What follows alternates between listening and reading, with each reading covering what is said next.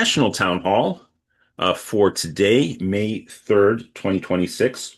2 days after what were probably the largest, I think they were the largest set of like unified May Day demonstrations for May Day in my lifetime. Of course, it's a great American holiday with its roots in the struggle for the 8-hour work week in Chicago, Illinois, and associated with the Haymarket Affair era of Chicago radical worker organizing. But it was radical worker organizing, and of course the date was adopted by a certain international socialist movement across the world as this big holiday of all holidays. And so this great American holiday was sort of forgotten in the United States for most of the first half of my life, as it were. And it's now becoming more of a rallying cry back here in its home country. And that was very impressive where I was in Los Angeles 2 days ago. Fantastically diverse demonstration here in LA. Very, very uplifting. And those kind of things, the No King demonstrations, the whole network of coordinated May Day demonstrations that PDA, of course, endorsed nationally. This lifts the spirits, and let's keep doing it, folks. Of course, we got a ton of stuff going on in the world, and just exactly what we're up against in terms of um, our political adversaries. I think it's probably using a stronger word to describe them in the domestic United States was really made evident by a Supreme Court ruling this past week. And I've been asked to provide my reflections on it, and sometimes just in national roundtable discussions, a little bit with the media. And I didn't say this to the media, but I do feel like there's an element of insulation from the worst impact of this in this election cycle that we'll see from the Supreme Court ruling, basically eviscerating the Voting Rights Act, the great achievement, one of the two great achievements, right, of the civil rights movement. Now is pretty much been wiped out by this sort of 50-year right-wing push to try to take over the courts and to create a minority rule United States, elite minority that is ruling. And it's terrible. I mean, it's unbelievably terrible ruling, and it has a direct impact on how things could unfold in 2026. And I mentioned that the vigilance is probably not going to be as great in blue states, but it could impact everywhere, including in a state like California. And we just have to be very attentive to how this plays out, and really, really, really begin to think strategically about how we approach the national election. Because, of course, every 2 years, the entire House of Representatives is up for election across the entire country. Exactly how the maps are going to look in many states, it's going to be pretty severe down in the Southeast. And just to even invoke the Southeast in relationship to this Supreme Court ruling, this terrible Supreme Court ruling, people, they're incredulous. There'll always be democracy in America, at least in our lifetimes. People say there's no way they can get rid of it. I think we should never lose sight of the fact that for 100 years after the Civil War, we had a whole massive region of the country where there was no democracy, nothing even approaching an honest democracy for the population down in the Southeast in the United States. So that's part of American history, and I think it's just another thing that we have to add to the absolute top tier and be very strategic about it. And along those lines, this I said everywhere in response to this, where I spoke to people. This means we really need to win the U.S. Senate. So PDA is going to be endorsing a number of progressive Senate candidates across the country in the coming days. But the reason that this elevates the importance of getting control of the Senate is that Clarence Thomas and Samuel Alito are poised to retire and could retire in the next 2 years. And I think it's pretty clear that this sort of Federalist Society right-wing movement that's developed over the past however many decades now, 6 decades or so, 6 decades, they will put up a 33-year-old, proto-fascist onto the court, and two of them. And it's absolutely essential that the Democrats control the chamber of Congress in which judicial and Supreme Court appointments are overseen. And that means picking up 4 seats in the U.S. Senate. And for me, it already was a top priority for PDA, but in Iowa and North Carolina and Maine, and we'll be bringing Graham Plattner onto one of these town halls soon. I've been in touch with candidate Plattner, and of course Sherrod Brown in Ohio, and then of course possibly Texas and other states. This really, if it's an honest election, this could be a massive, really tidal wave election like we would have never seen. But already, as we see, the perversion of the process has been extreme by historical standards, and it looks like it's only going to get worse. And by the way, I shouldn't just limit the impact of this horrible, horrible ruling to just the 2026 midterms. This is something that we're going to have to be vigilant about. And obviously, this is an insane situation where the minute they announce it, they act exactly, they reveal exactly why you needed the laws from the Voting Rights Act. And they did that every time the court would act. Instantly, states would line up and declare new rules that basically showed that clearly we still needed the Voting Rights Act. So it was a terrible ruling. Look, there's some other good stuff that happened around the country, but let me first billboard we have an incredible show today. Um, we are going to focus on the election of the second most powerful executive officer in American politics. And it's for a long time that was the cliche was that was the mayor of New York, and we do love the mayor of New York. We're very happy about Zohran Mamdani, but it's the governor of California, and obviously it's a California election. It's not a national election. This is a national town hall, and so I'll be joined by the head of PDA California, Mike Fowler, as we speak with the fantastic former state controller who was running for governor and had the PDA California endorsement, Betty Yee. And Betty Yee is going to join us in about 10 minutes. And she's going to talk about, why she has now endorsed Tom Steyer. And I think we're going to make a little announcement as well about PDA California's relationship to Tom Steyer's candidacy as well. And talk about that race. And of course, this being a national town hall, we'll try to speak of the issues so as they clearly have national relevance and not get too much into California minutiae. And then we're going to be joined by a PDA-endorsed federal candidate for the U.S. House of Representatives in the great state of West Virginia. And he'll be joining us approximately at the top of the second hour. And, PDA has been organizing fantastically in West Virginia. And Vince George is going to join us, and he is running for Congress with a very good chance of winning the Democratic nomination in the first district in West Virginia. And so that's what we're going to be focusing on. And Betty Yee will be joining us in about 8 minutes now as our featured guest for the balance of the first hour. And then we're going to talk to Vince George in the second part of the town hall. So as always, let me introduce PDA Deputy Executive Director Mike Fox. Mike, what are our PDA to-dos for the upcoming week? To-do number one is for me to get my technology together here. All right. Can you hear me?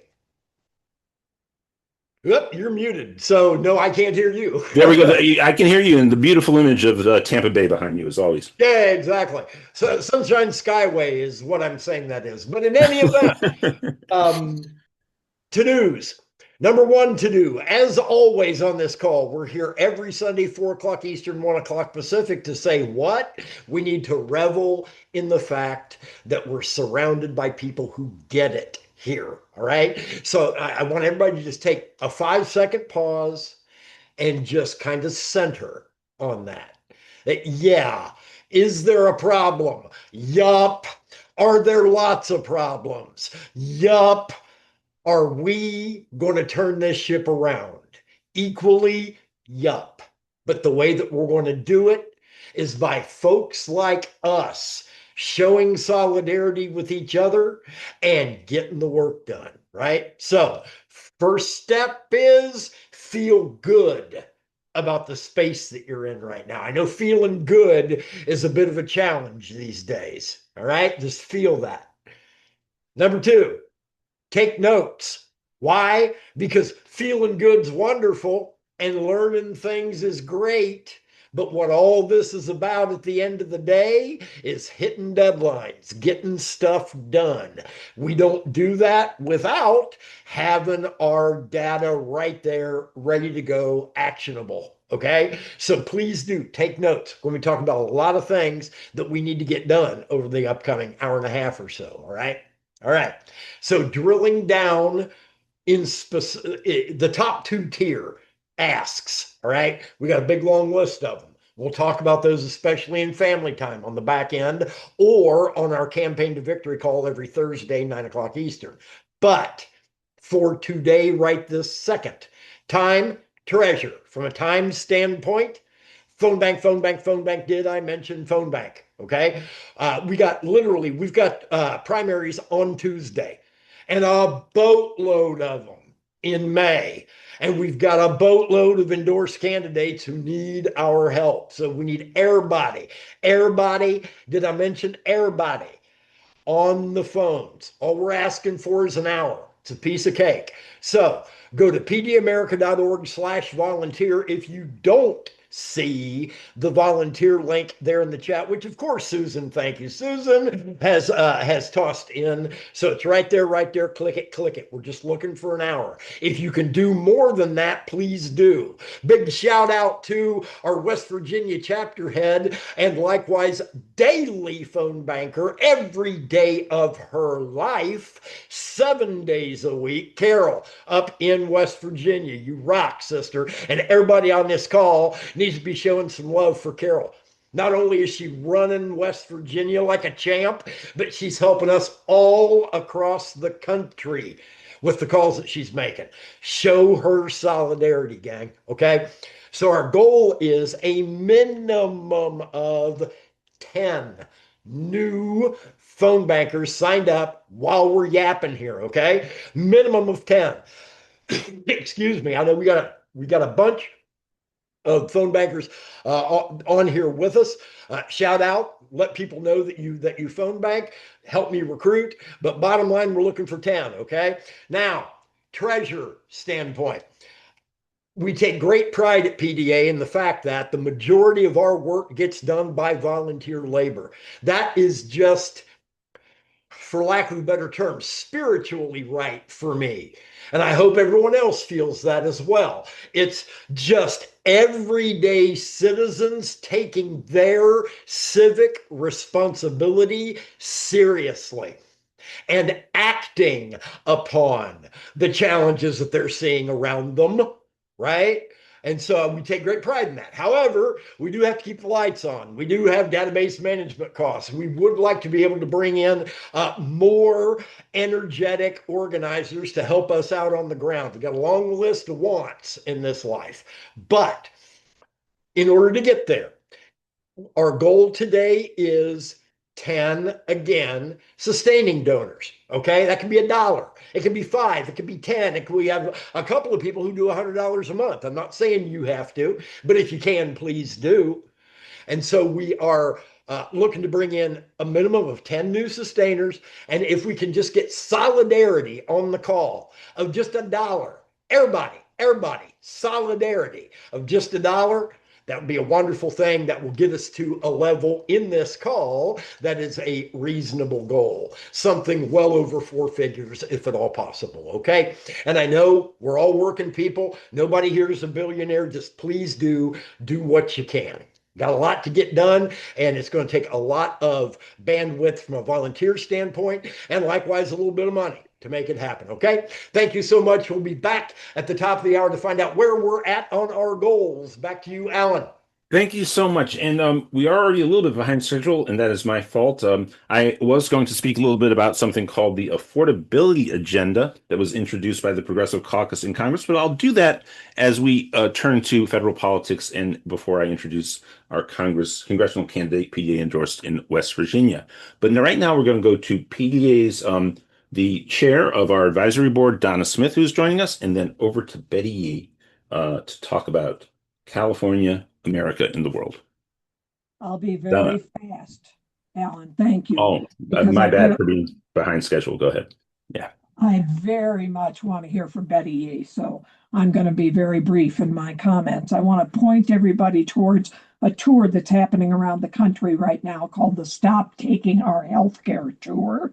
It's making a stop in Colorado on Tuesday. So if you're in Colorado, we'd love to have you turn out. You can find information on stoptakingourhealthcare.org or socialsecurityworks.org or mobilize. And Mike Fox has been brilliant and Susan Gilbert has been great about sending out reminders on this. The main issue here The Medicaid cuts that are going to take place across the country because of Republicans supporting the big, beautiful bill are going to hurt and kill people. The Medicaid cuts are horrible, and we must fight back.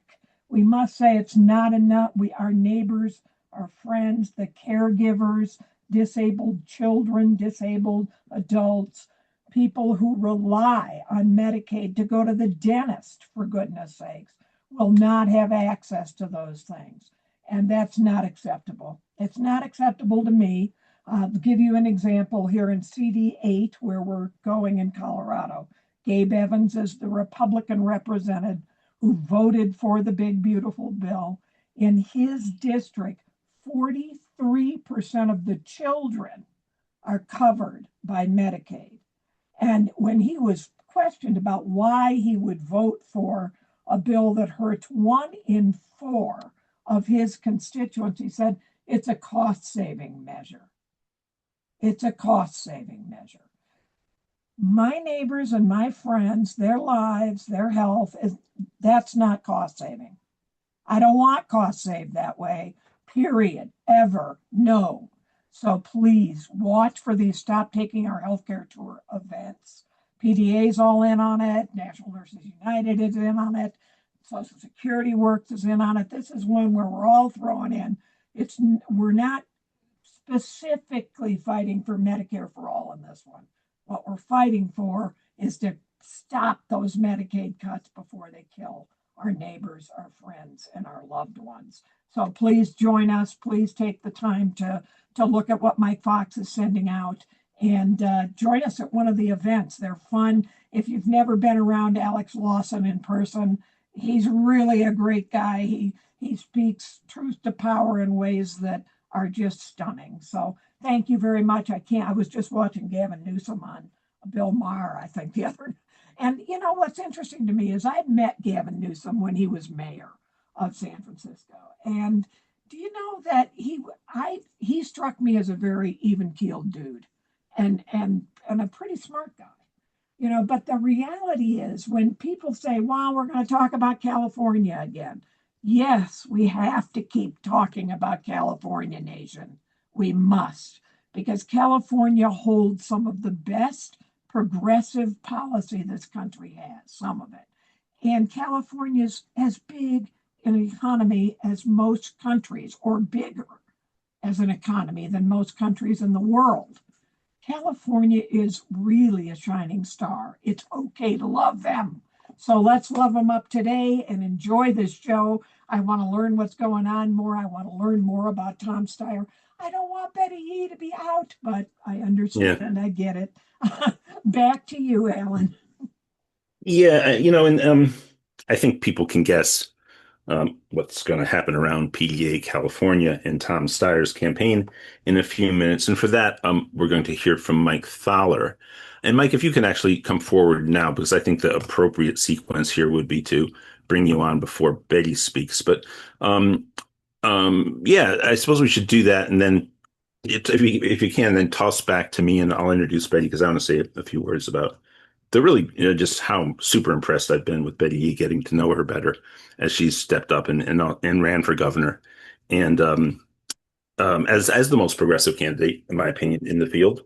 But she, there's a really hard reality for progressive candidates, and to win the governorship of California is probably the second most expensive election in the country. And while Tom Steyer is very good politics, is a solid progressive, and is impressing me more and more. And I think he knows this, and Tom Steyer will acknowledge this. A big part of the reason that he can compete on this plane is because he is, of course, independently very, very wealthy. And from a fortune he earned himself, he didn't inherit it, through a financial services business that he ran, investment business. And but you can't lose sight of that. But a Betty Yee Tom Steyer partnership is a beautiful thing. We'll get to that in a minute. Mike Thaler, the head of Progressive Democrats of America, California. This is a state and local election, so it is not PDA national, but PDACA that chimes in on endorsements for the governorship. Take it away, Mike. Yeah, thank you, Alan. In December of last year, what PDA does is we have statewide meetings where everyone who is a PDA member or PDA member in California gets together and we have a meeting. In December of last year, we had a meeting where Betty Yee was the principal speaker. In fact, she was the only speaker. She impressed us so much, and we had such a good turnout that we endorsed her in December of 2025. We had a little meeting of the officers and we thought, well, that might have been premature. What happens if she drops out of the race for any reason? And that's what happened now. But let me tell you, we were so impressed with her. She answered all of our questions in the best progressive way. There was no doubt that she was someone that we wanted to be our governor. Um, so the bad news, of course, is well, she also got a pretty good result in the California Democratic Party's endorsement campaign. I believe she came in second. Is that correct, Betty? Yes, it Correct. is. But she just didn't catch on among the California electorate. So, and she'll tell us a little more information about that, no doubt. So what we decided to do once she dropped out is to have a survey. And we put together a survey and it ran all last week. Thursday was the last day you could actually be on it. It went out to all of the PDA members who live in California and they're automatically PDACA members. We got a very good result. And it's got some very interesting things occurred that I won't go into now. And the reason why I'm not going to go into them now is A, we want to hear from Betty, and B, we're going to have a meeting of the California members of PDA, PDACA, in other words, next weekend, where that's what the meeting will be about, is this survey and a couple other things. For instance, we'll have candidates from other California positions to talk a little bit, but it'll be mostly about the survey and the result of it. So uh, I was hoping to surprise you by telling you who came number one in our survey. I think Alan gave a few clues. That's an understatement. But Tom Steyer got almost just under 50% of the vote. And then, which means, of course, that the other candidates for governor, um, if you added them all up, obviously they did not hit 50%. I can tell you that Xavier Becerra, who is second in the California-wide polls that are not us, came in third and got less than half the votes among PDA members in California that Tom Steyer did, which is one of the interesting points. Um, so, uh, I'm about to hand it back to you, Alan, but I just want to say thank you to the California members who voted. We came up with a really good survey, and the results are very interesting. And I hope to see you next weekend when we finally schedule our meeting. So back to you, Alan. No, thank you so much, Rick. And I think the person who did just get slightly more support than Becerra for second place in the poll also was less than half of Steyer. And so PDACA has different ground rules for their endorsement process than PDA does nationally. We take a multi-candidate race like that and then put the final two down and get 60% and go from there. That's fine. The PDACA doesn't follow that kind of thing. And the time was short. So they have announced the official, they will announcing right now, and then press release will probably go out tomorrow, that Tom Steyer is now endorsed by PDACA. And it was acknowledged, of course, in the information that was sent out to the PDACA members who voted that the previously endorsed candidate, Betty Yee, had suspended her campaign by then. So Betty Yee, the thing about California and great candidates and a race like this is first of all, it just cannot be overstated the prohibitive amount of money that's necessary to run competitively in California. And we've seen this, of course, in the Senate races as well. So the U.S. Senate and governorship, but Betty Yee, of course, won and served brilliantly as a statewide elected official as the controller of the state of California. That means she really understands how much money California has, what it pays for, and what needs to be adjusted on that. And I was really thrilled that we had a progressive who, at the core of her understanding and experience of engaging with the state of California and the governor, the government of the state of California, as it were, to go approach it through the balance sheet, I thought was incredibly powerful. And because her policies were unwaveringly progressive, including those kind of policies which were very much impacted by how the balance sheets looked at the state, I thought that would have made for an incredibly impactful governorship that could have really taught the rest of the country how to achieve progressive policies. When, of course, this constraint is always pressed upon the left that we can't afford things. And but Betty, tell us how the last maybe week to 10 days have gone for you, and what you were thinking and why you came to your conclusion about suspending the election. By the way, there was a lot of pressure on candidates to drop out. You can maybe explain to people nationally, types of primaries, what your thinking was, and then finally your thoughts on endorsing Tom Steyer. Sure. No, thank you, Ellen, and thank you, Mike. And first of all, huge thank you for PDA and PDACA, particularly to put your support behind my candidacy. I was honored to carry the banner, and I have no regrets, let me just say, in terms of how we ran this campaign. We ran it with substance, with heart, with hope, integrity, and as you said, Alan, really kind of keeping the balance sheet in mind because it's a matter of priorities. And for me, it's always been about progressive priorities, and I just really was looking forward to leading the state in that way, particularly and in this really fraught time when I think we all know what the priorities should be. But you said something that I just wanted to just kind of comment on. You asked how I'm doing. I've a bit of PTSD, to be honest, and it's not because of what happened with the campaign. The PTSD, running a grassroots campaign, which I always do, and going into communities and really understanding what people are experiencing in their lives.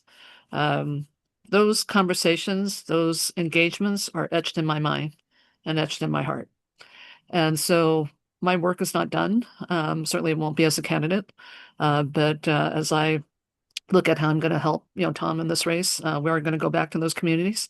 We're going to be sure that they are, centered in terms of just who we need to pay attention to first and foremost, as we think about the policies that we want to be sure that California will continue to lead in. So a little case of PTSD, but I feel good. Like I said, I have no regrets. But I do want to talk about a lot of the factors that really came into play with this race because in so many ways, I would say I probably saw it coming now looking in retrospect. And Mike, you might agree with this, but we had so many starts and stops to this campaign because you remember as we were reeling after the November 24 election results, there was speculation in early 2025 that the former vice president would jump into the race. And then there were all sorts of other names that were being, proposed. Alex Padilla, Rob Bonta might jump in. So, just on and on and on. And I would say that for the most part, the first half of 2025, there was no movement. No movement. People were just stunned by the election results of 24, and then looking to see, who would be, kind of the celebrity so-called candidate that would be coming to this race. I was thrilled that we didn't have a celebrity candidate, that this actually could open up finally to where we can focus on issues and less about, who's coming in with a hefty political machine behind them or with star power. And yet, what voters really still want to a great extent at the end of the day is star power. They're not going to get it necessarily with this complement of candidates, but what they will get, I think, is a lot of commitment with respect to the issues that we've had to put on the back burner for so long. So we had the starts and stops, but my feeling about this race has always been that the inside pundits were calling it from the very beginning. because there was no, kind of, Right. political machine back candidate. And I'm kind of the candidate that doesn't kind of play with the machine. I mean, look, I'm friends with them, Yeah. but I kind of do my own thing. I mean, you can't, and they all think running a grassroots campaign as a statewide candidate's like the craziest thing. But I have to tell you, I've always just committed myself to understanding who and what I'm going to be representing, as I pursue these offices. And what was so telling was that because I don't go with the usual, kind of consultant kind of groups, or that I don't go with kind of the typical kind of polling and kind of comms type folks, that I was kind of on the outside, and that was okay with me because I wanted to run a different kind of race. But that also, I think, probably hurt me in terms of just not being taken seriously, that I wasn't willing to hire in the big guns and to bring the big guys in. But that was my choice, and I still feel good about that choice. But so having said that, the field became very crowded because we didn't have kind of a, dynasty type candidate, kind of jumping into the Mhm. race. And when the field became crowded, it was also very clear the voters did not have this race on their radar for the longest time. And really, many still don't. We still have close to a quarter of the electorate undecided through Mhm. most of the polls. And Mhm. so as I look at this race, I expect that turnout will be depressed. I also expect that there will be continued pressure up until June 2nd for low polling candidates to drop out of the race, even though all our names are on the ballot still. Mhm. Because before filing, we Mhm. all felt like we had a path. I certainly felt like I had a Mhm. path. And Mhm. so then the fear, which I will say was fabricated, and I truly believe this was fabricated, that there would be two Republicans emerging from the primary in California to Mhm. proceed to the general election in November, was just it was just, I couldn't even like put my head around that. I mean, we're Mhm. California, like ridden this wave on Prop 50 in November. We're already organizing for our Mhm. congressional seats. And so, there's just a lot of momentum on the ground, and it was just so incongruous with what the pundits were now kind of spreading that, oh no, we've got two Republicans, and they're kind of and they all have both have outsized personalities. They're kind of whack jobs, but still they have a following. So that became kind of the headline, and became kind of the fear, frankly, that was put into this race. And I will say, I have my speculation about where that came from, one of my opponents, but uh, neither here nor there. The perception became the reality. And so this is what we're still contending with, because we still have a crowded Democratic field, and we have two Mhm. kind of Republicans that are still polling fairly well. Having said that, the state party decided to play in this because they didn't like the Mhm. fact that voters were like nowhere. They didn't like the fact that we have this crowded field. They didn't like the fact that those of us in single digits, were not moving, um, regardless of the fact that voters weren't paying attention to this race. And so, but what that did, and the successive weeks of, just polling tracks that they would put out, was that it depressed my donors. It really chilled my donors. Mhm. We could have run this campaign with the late attention by voters on this race. We could have run this campaign with $4 million. I raised two and Mhm. a half million.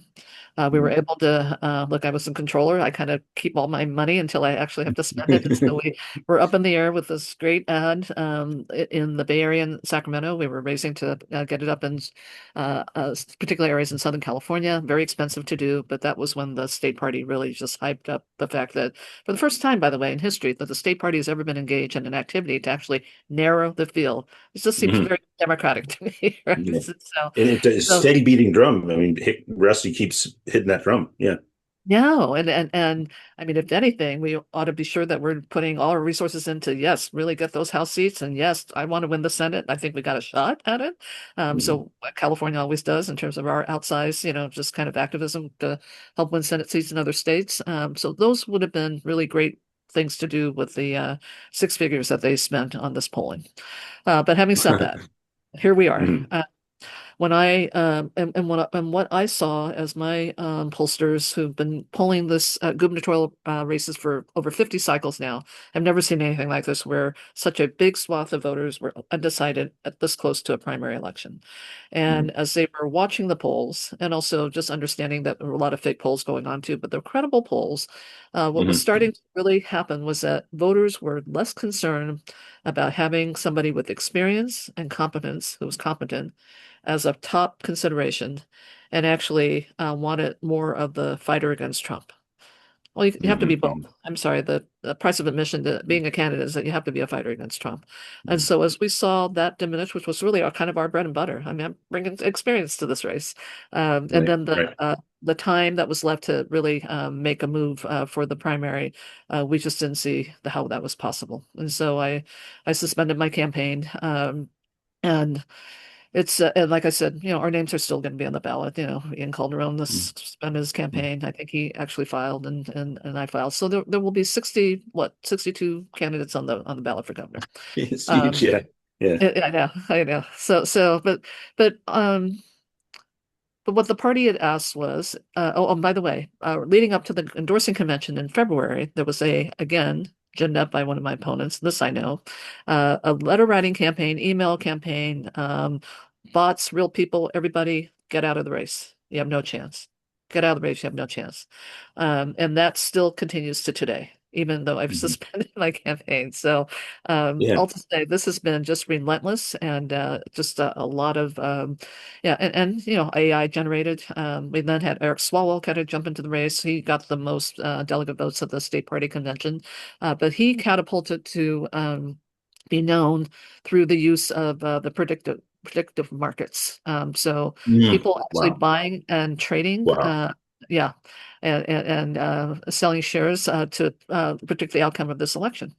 And so you have to think about who gets on those prediction markets, right? And so, Mhm. Mhm. so that skewed everything. And so just a lot of things at play in terms of just how this was not a true campaign from my perspective, a clean campaign from my perspective. So, what the state party had asked was those who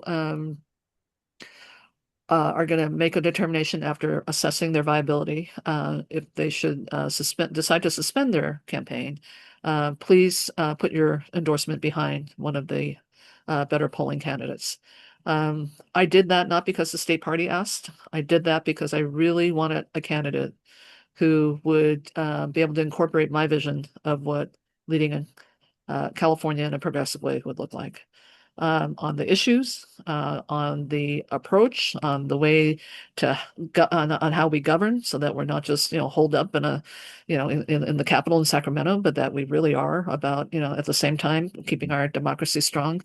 And so I've seen all these candidates up close and personal. I've been on stages with them, and really the only one that I could really put my full support behind is Tom Steyer. And I want to tell you about Tom Steyer, just briefly, the Tom Steyer that I know, because Mhm. I saw a question in the chat. Yes, he is a billionaire. He didn't come from a billionaire background, and he wasn't born with a silver spoon in his mouth. He became a billionaire because he started a business.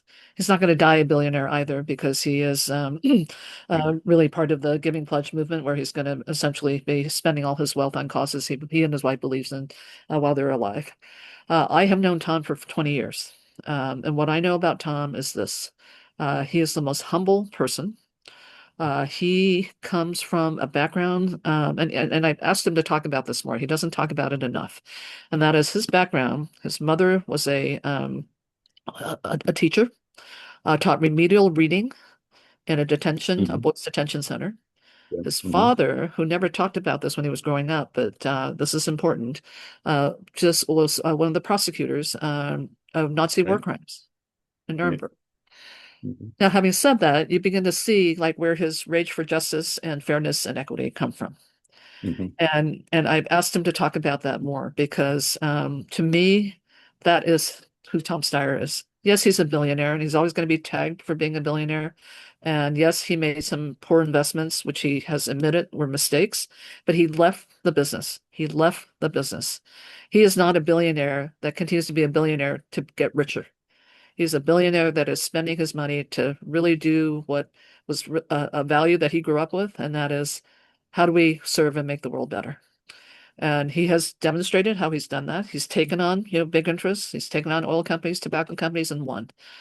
He is making his whole campaign about trying to reach to have California be a state where we're a large global economy, where we actually can have economic equity, where it means something to people to be here in California, that they can share in the prosperity. And he's the only one that's got plans for how to raise revenue, how to look at programs that are going to be really helpful in terms of California being a sustainable state and being one that every Californian can be a part of. Our renewable energy future, looking at taking on the big utilities. I mean, this is a man who's not going to stop. I thought I had a lot of energy. I will tell you, multiply that by, more than tenfold. He is so hell-bent on getting this work done. And so I'm proud to put my support behind him. I know there are concerns about him, but let me tell you about the concerns I have with the others. I was never concerned about having two Republicans in the top two. What I am concerned about is that just like we have the billionaire class ruling Washington, D.C. right now, we cannot have them ruling California. Cannot have them ruling California. And the way to rule California is that we have a mayor of San Jose who is backed by the billionaire CEOs. We also have other candidates that are taking corporate money like nobody's business. And people can say they don't take corporate PAC money, but when they take money from corporate CEOs, it's kind of the same, one and the same to me. So I'm very proud of the fact that we raised $2.5 billion, mostly from individual donors, and I did not take any corporate money. And this is one thing that I just think is going to be something that people need to understand, that we can't fight this fight if you're bought. And Tom Steyer is not going to be bought. He is going to spend every aspect of his wealth to be sure that we get California back on track, where this can be a state where everybody can share in our prosperity. And so I'm just really thrilled to be with him. And I will tell you, I was with him the last few days. He is not stopping between now and June 2nd. And after June 2nd, he will start to put more substance to the proposals that he has. But whether it's against another Democrat or another Republican, there is no one who's going to be more comprehensive and more hell-bent on getting this work done than Tom Steyer. Well, Betty, thank you so much for that summary of both the arc of your campaign and then your decision to suspend and endorse Tom Steyer. And I wanted to say a few things and then let Mike have the first sort of question. Sure. But I want to point out, I'm going to put in the chat right now. This is an interview with Cenk Uygur from the Young Turks, about a 35-minute interview with Tom Steyer. And he does talk about his personal background, which you summarized. I think PDAers, of course, would be very excited to hear his very, very forthright support for single-payer healthcare in California, which is about 10 minutes in, I think, into the interview. And then just throughout, he doesn't get bogged down in details, but he clearly, is getting a strong grip on how he would pursue this. I want to go back a little bit, just 2 points I want to make about your campaign. It gets lost because it was a while ago, folks. But one of the things I think that happened, and this was certainly my feeling, and I'm obviously a member of PDACA because I live in California and I'm a PDA member, right? And so I certainly was supportive of PDACA endorsing you at an early hour. People have to remember that Kamala Harris and the idea that she was going to possibly run, and much like sort of the Hillary Clinton campaign, I don't want to cast aspersions on the never occurred Kamala Harris for governor race in 2026, but a lot like the dynamic is a lot like if Hillary Clinton, when she got in 2016, there's a real clearing out of the field. Like the Harris people, you sense was going to. So Betty Yee was standing up to say, okay, here's a really solid progressive voice. We need progressive policies more than Kamala Harris has been a progressive voice in California, understanding that that's a very high likelihood at that point that Kamala Harris will be running. And I thought you were just a fantastic candidate who was stepping up, really willing to be, carry the banner of progressive policy proposals. And a worst case scenario, I could only see you winning the argument to such a degree would it impact Harris, at least what she would be saying rhetorically.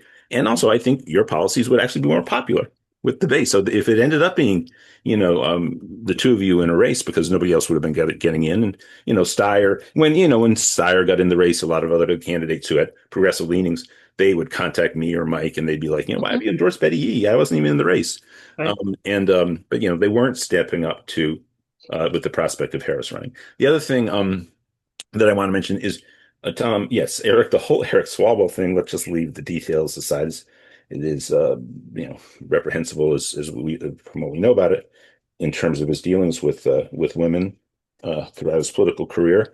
But he won the poll. He didn't win the poll. He came first, had the most number of votes. Nobody was getting the endorsement of the California Democratic Party, but you took second in that. And so you sort of won it because Swalwell is a limit. Right. And I think that's important too for your relationship with Steyer now becomes, I think, of heightened importance because Tom is very much an outsider. I mean, Right. and you know infinitely more than I know about your political career, but you were, of course, a statewide elected official in California, and Steyer's never held office. And there's a very insular sort of feel to the Mhm. people who hold high office in California Democratic Party, and I think you can really do tremendous work, not just as supporting the campaign, but if he wins the governorship in perhaps right playing a role in guiding him through the I mean he's not going to have allies in the legislature, and those have to be built, and I think the public will be with the policies he'll propose, and you certainly know the ropes. So I think it's a fantastic alliance in so many ways from where we sit right now. Mike Thaler, any questions or comments for BDE?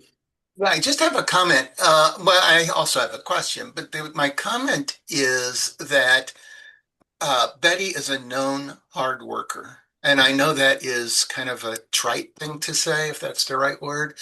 But the whole time, well, most of the time that she was the controller of the state, she was also vice chair of the Democratic Party of California. How she could do two things at a time, I mean, is beyond me. And that really was the kind of person we would need as governor, except that it would be more than two things at a time. So I really appreciate that in her. And the fact that she wants to, or that she is supporting Tom Steyer is a major factor in why PDACA decided that we would endorse Tom Steyer. So here's my question. Yes, And Mike. it's not a strategy question. It's because one of the other hats I wear, I don't have any of them on right now, but one of them that I wear is I'm chair of the senior caucus of the Yes. state. Yeah. And I'm just wondering um, what you think or your approach would have been to senior issues like Social Security that's in jeopardy and others like that, and what you think Tom's would be. hmm I am not sure about Tom's because everything that we talk about relative to seniors and a lot of different communities now is really wrapped up in healthcare. And so I think what he's trying to do with respect to healthcare is really look at how we get to a single payer healthcare system as quickly as possible, understanding there will be 2 years of overlap between his term as governor and the Trump administration. But there's a lot that we can actually do, without the federal approval to get that started. And one would be, and we talked about this because we did a visit yesterday to the only community hospital in San Francisco and the only Chinese hospital in the United States in San Francisco Chinatown yesterday. And there was a really robust discussion about how when they're having obviously financial problems, but they provided culturally competent care for over 100 years. And the reason they're able to do that is because they squeeze all of the inefficiencies out of the system. And so it really was so eye-opening in terms of, how we could set up and begin to identify, what is that single financing agency going to be for single payer? And how do we begin to look at how to structure this to where we're just kind of getting rid of a lot of that,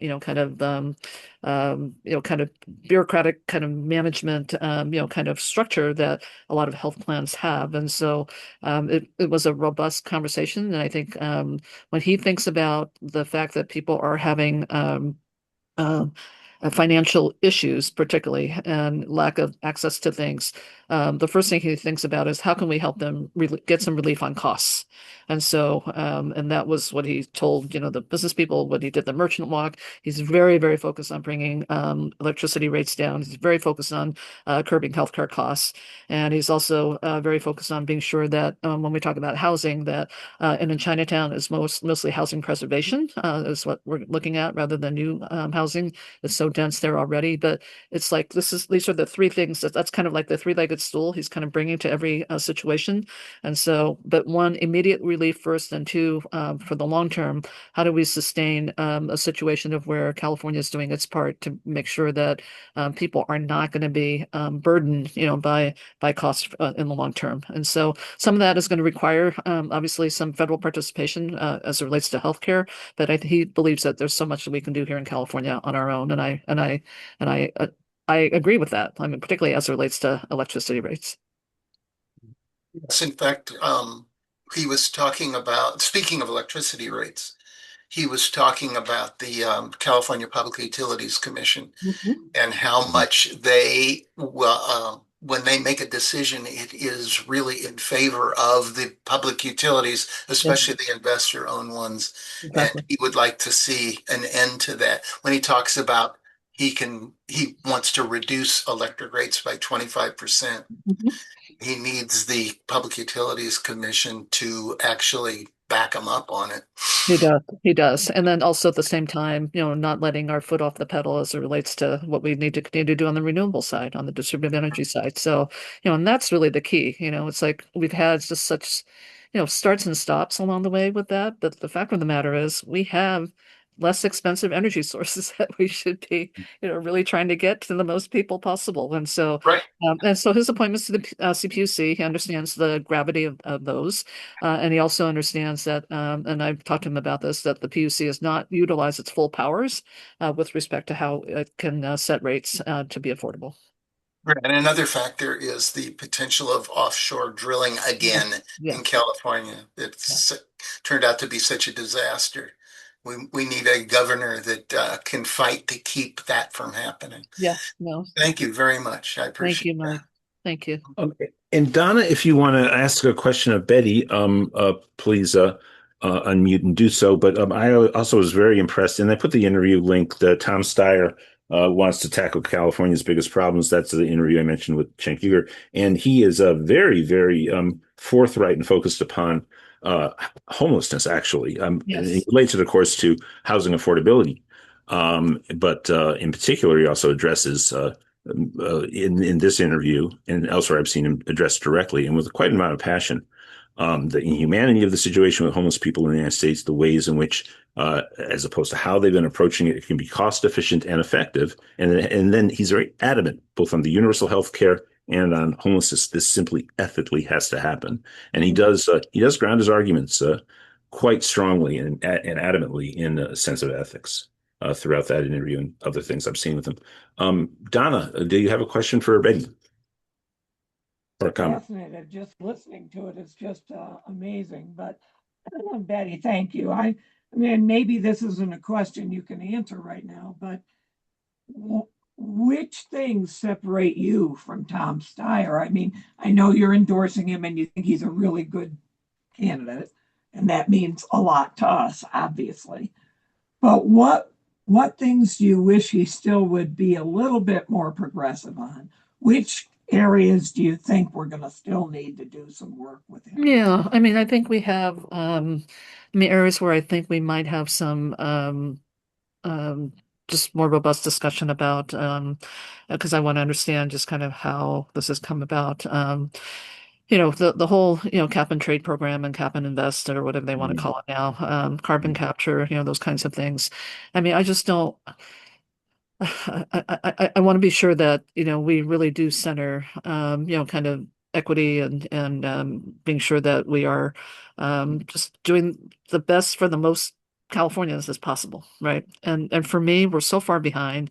When he came to me to tell me he was running for governor, he said, "Look, actually, this was a funny conversation. He said, 'You're the best qualified to become the governor of California.' I said, 'Well, that's nice, Tom, but why are you running?'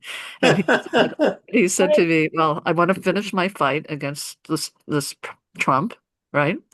Um, because we knew, Trump 1.0 was bad enough. 2.0 is like really taking us, off the charts.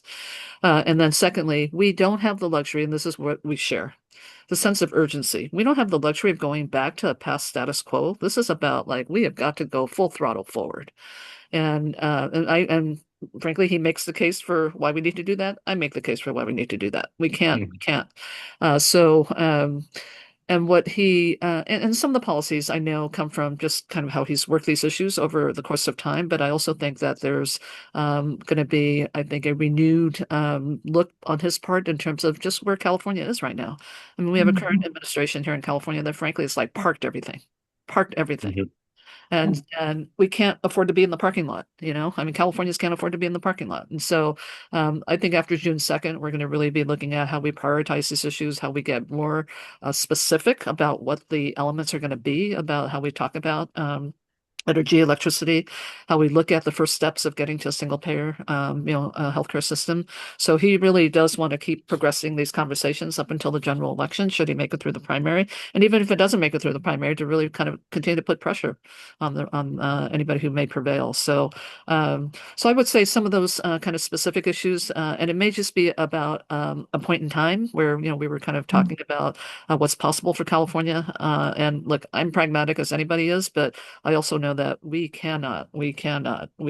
Californians, too many Californians are struggling. We cannot go back to, just looking at how we just fix things, but that we have to be on a path of where we are accelerating everything that we're doing around energy, homelessness, I mean, healthcare, all of that. I Thank you. do just thank you. Oh, thank you so much, Donna. Sorry to interrupt there. Sorry. Thank you, Donna. I like Hassan Piker a lot. I saw him the other day at an Amy Goodman screening, which I was emceeing, and he was in the audience, and Uh-huh. for Amy Goodman's documentary. But I disagree with him on one thing, which is even though I understood where he was coming from, he got all this back and forth about he said there's a tug of war going on in the Democratic Party, and he's the rope. So that's been going on. I don't know if you've had the Yeah. space and time to follow it, but it all was sparked by his answering a question with a sympathetic interviewer that if push came to shove and Gavin Newsom was the Democratic nominee, he would not vote for him. Okay, I disagree with that. If it's JD Vance versus Gavin Newsom in our Yeah, exactly. two-party system, I would suck it up and vote for Gavin Newsom. But one thing about Gavin Newsom, and I think you know the details of this, and Dorothy, you're on deck. So I'm sorry to take so much time here, but California now registers as having co-equal Louisiana, the highest poverty rate in the country, like 17.7%. How the heck could a national a governor with that is what I mean? Of course, California has tons of money; it's richer than anywhere else place in the world, but massive wealth inequality. How can he? Wouldn't that be tremendously damaging for Gavin Newsom as a national presidential candidate to have to represent California, which has never had the highest poverty rate in the country? Now it has the highest poverty rate in the country. Right. Yeah. Just your thoughts on that. Yeah. No, so it's interesting, and I think a lot of it will, near term, he's going to have to deal with just a budget deficit that I think will be telling in terms of what he will have the appetite to do. I mean, and he's put himself in this position, frankly, that regardless of what he does, he's going to get tagged for it. Whether he's going to fix it by raising revenue, which he'll get tagged for, or whether he'll fix it by making deep cuts, which will hurt people, he'll get tagged for that. But really, what he hasn't done, and this is the big, I mean, to me, and I know Tom shares this, and that is, we have not lived up to our ambition of being a global economy. We're the fourth largest, tied with Japan. And the idea that we have people who are losing their jobs, that we knew the AI revolution was coming. We didn't get out ahead of that. We're too friendly to tech, and so, yes, of course, people are being hurt by that. But we have so much that we can be investing in terms of how we invest in our people. And so whether it's lifting up a care workforce, whether it's looking at how we become and we already are, but how we continue to be the industrial leader in climate technology, whether it's looking at, just all these things that are going to help us get to these goals that I've just talked about that Tom and I share. So that's really where the conversation needs to happen. And the naysayers will say, well, no, we can't do that. Well, this is California. This is how we've thrived all these years. So it's not all negative, but the fact is, if you invest in our people, you actually get, results. You create more stable jobs. You're going to be able to have an economy where, sharing prosperity is possible. Dorothy Reich, please unmute. And then quickly, Milo, I mean, we'll let you go in a few minutes. Just get a couple questions in here from friends. Dorothy, No, take it away. okay. Hi, Betty. I'm so excited. I had asked Tom Steyer if he would put you in his administration if he won when we were at the Women's Caucus, and he said he didn't say if she endorses me. He just said absolutely. I love her. I will have her high up in my administration, and he stood by his word. I'd say, Alan, I disagree with you. If you live in a state that's a blue state, and you want to voice your opposition to somebody by not voting for them, I think it's perfectly acceptable. I would imagine if Tom Steyer lived in Michigan, he would have a different answer for you. But yeah, and so I'm very excited. I'm very excited about having someone who understands the CPUC and is on our side. We know that Gavin Newsom understood the CPUC, and he was on the utility side. Right. Utility side. So This is it's going to be a great partnership, and I'm very, very excited. PDA and Padaka has been behind Betty for years. We gave you our Hero Award, and we endorsed you right away 2 years ago, and we've been there for you. And I love you, and I love your husband, and I'm so very excited that Thank you, Yeah, Dorothy. Love you. Thank you for all the support and friendship. And look, it's not stopping here. We got so much work to do. And no, it's very exciting, actually, just to see somebody who's just real, like I said, hell bent on getting it done. So, Dorothy, I think you were disagreeing with me on the House on Piker thing, the Gavin Newsom thing. I think that's what you meant, but alas, let's let that pass. But the point being about Newsom is, of course, as you can imagine from what I'm saying, I certainly agree enough with House on Piker that we should try to get a different nominee for the yeah. California Democratic Party for president. In fact, Betty Yee would be great. Okay, so Betty for president. Mila, you're up. Response. Go ahead, Mike, and then Mila. Really, Dorothy brought up Gavin Newsom, which brings up a little story. I'm a storyteller and people hate me for it, but when he was running for to be I guess it was senator. No, he was running. No, what was he running? He was running for governor when he was first lieutenant governor. He went from a city mayor to lieutenant governor. When he was first running for governor. I knew him and he knew me because I was the chair of the Progressive Caucus in California at the time. And I was sitting up front and people were asking him questions. And he just looked at me and said, "Do you have a question?" I didn't even have my hand up. And I said, "Yes." And the question I asked him, I thought, I'll throw him a softball question because, I'm not here to be a troublemaker, in spite of the fact that I was chair of the Progressive Caucus. I said, the California Public Utilities Commission commissioners, I should say, or members, are appointed by the governor. And will you be looking for people to be on the Public Utilities Commission who are more interested in the good of the public or the utilities? Softball question, right? His answer was, it's complicated. And that told me that we were in for another 4 years of Public Utilities Commission rule. Yeah. And I also want to thank Dorothy for reminding me that Padaka, a couple of years ago, we were giving out awards. We weren't giving them out so much, but we were awarding people as progressive heroes. And Betty was one of the first that we gave that award to. Thank you. Mila, the floor is yours, and then we'll have final thoughts from Betty. Okay, thank you. Can you hear me? I can hear you, Mila. How are you? Great. I'm doing okay. Thank you, Betty. I hope you're well too. I have a question. In order to protect Californians, will you call for the immediate shutdown of PG&E's embrittled Diablo Canyon nuclear power plant, which is not engineered to withstand a probable quake that could happen tonight, tomorrow, or at any time? That's the question. Yes, yes, and actually, I've started to have a conversation with Tom about it, and I mean, we're finding out more, as you know, Milo, with what's happened since Governor Newsom has brought this back online. The idea that there was no analysis about even the need for the power, from that plant, and of course the costs now that are that we're all footing the bill for. But yes, and again, I want this to really be one where. I think part of people get, and I want to end with this, and Miley, I'm going to answer your question fully, but I want to bring this in as maybe even part of my concluding statement. People are, and you probably all feel this, as I'm running these grassroots campaign, a lot of people in California who are just feeling very, I mean, there's a lot of anxiety, a lot of stress, no surprise, but actually a lot of trauma. And I was having this conversation with Tom Steyer yesterday morning because we were getting ready to he's getting ready for the CNN debate on Tuesday. And what I observed and was palpable in the audience in Pomona on the CBS debate, during the CBS debate, people are so traumatized that they don't even recognize it. And how I know, one of the ways that it manifests itself is that they can't absorb like what's coming at them, including what people are saying.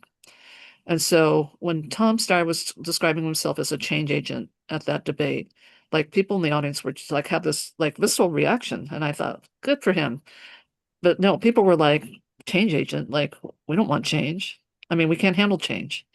And it's this whole thing, and I felt this that people wanted like a comfort candidate. And I think that's why people are moving towards Becerra and all of that.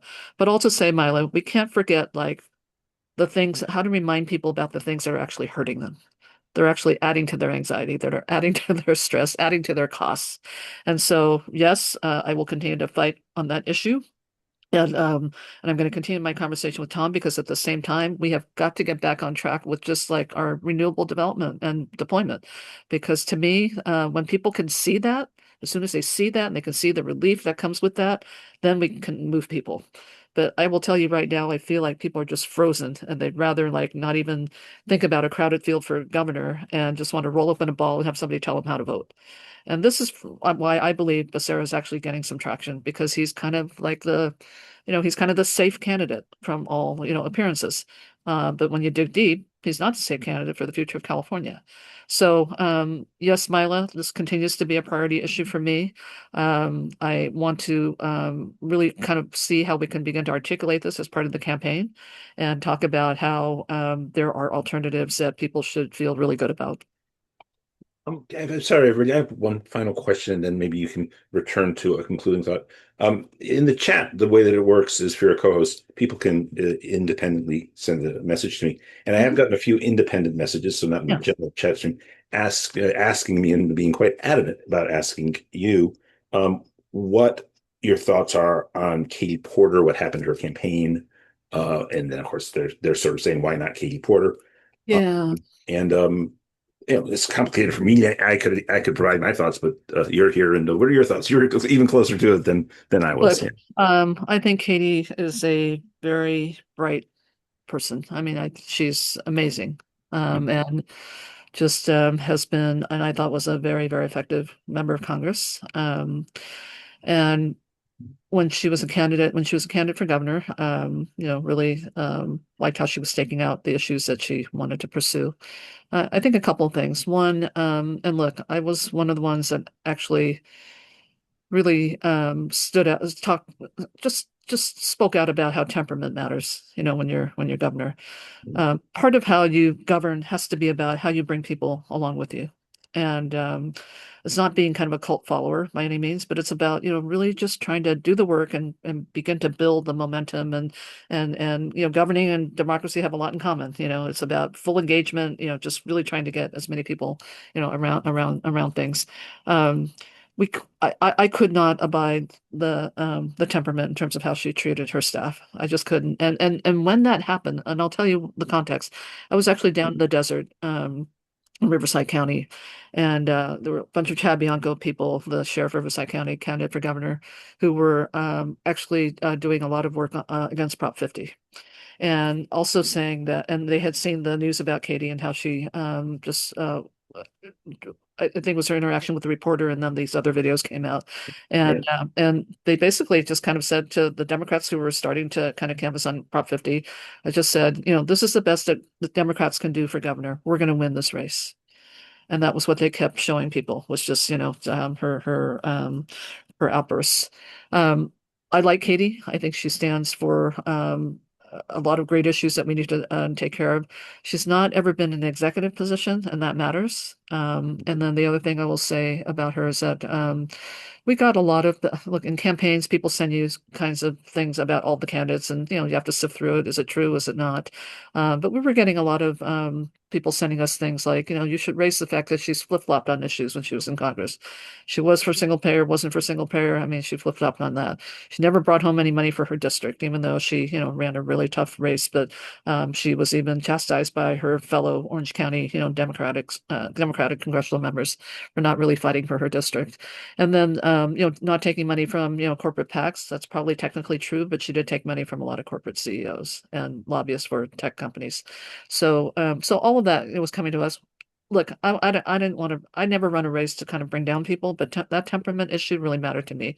I can't imagine what it would be like to have all these stresses as a governor and being, kind of questioned by press every day about, why are you doing this? And having, those kinds of responses. And so I just felt really serious about that.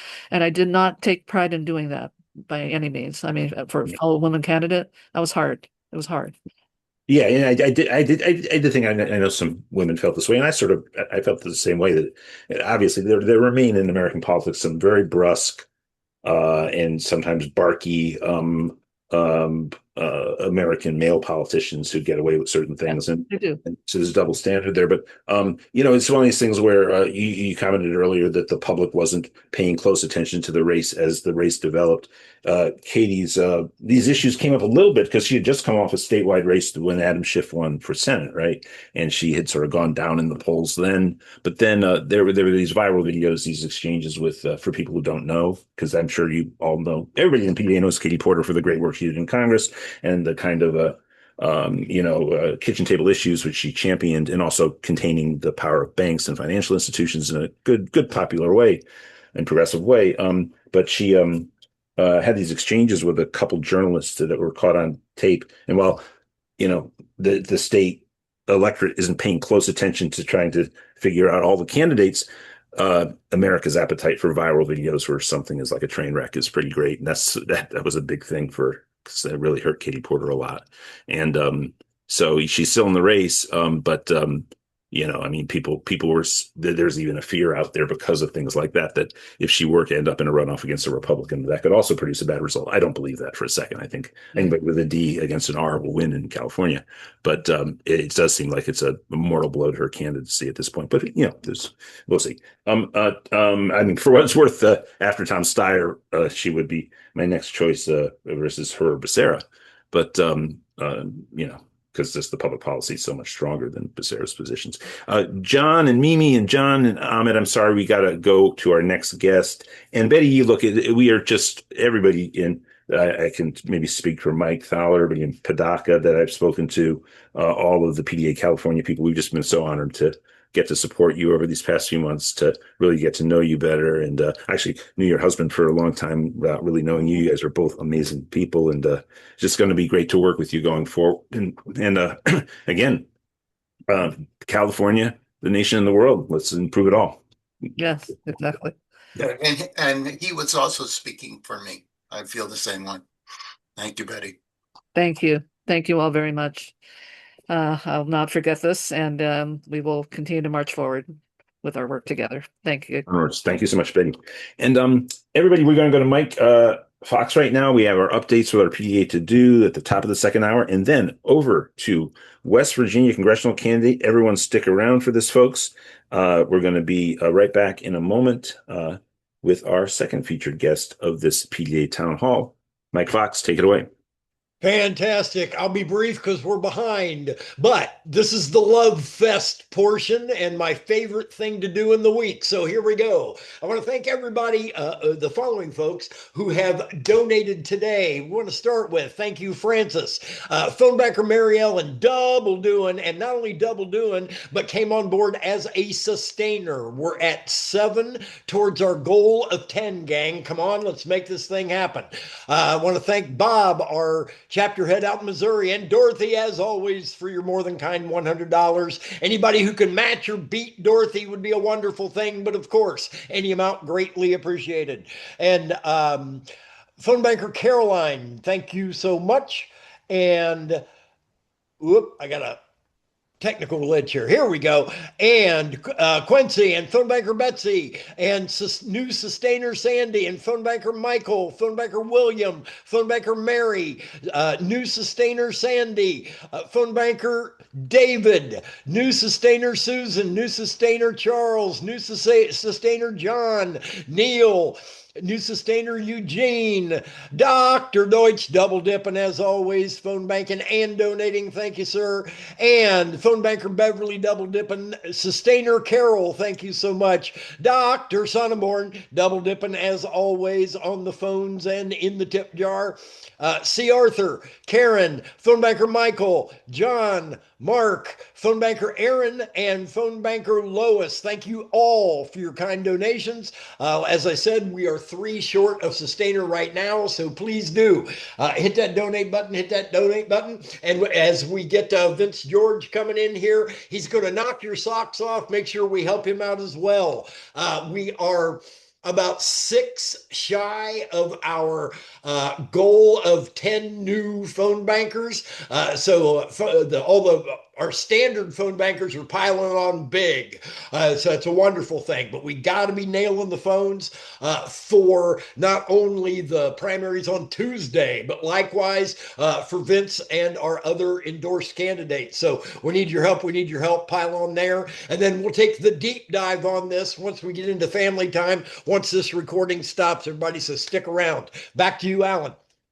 Thank you so much, Mike. So on Tuesday of this week, we are going to have 2 more primaries in the country. I believe only 2, I think. It's Indiana and Ohio, but that starts a set of May primaries. It'll be on the 12th. I think there's one on the 16th. Oh, that might have been Louisiana. That's suspended, of course.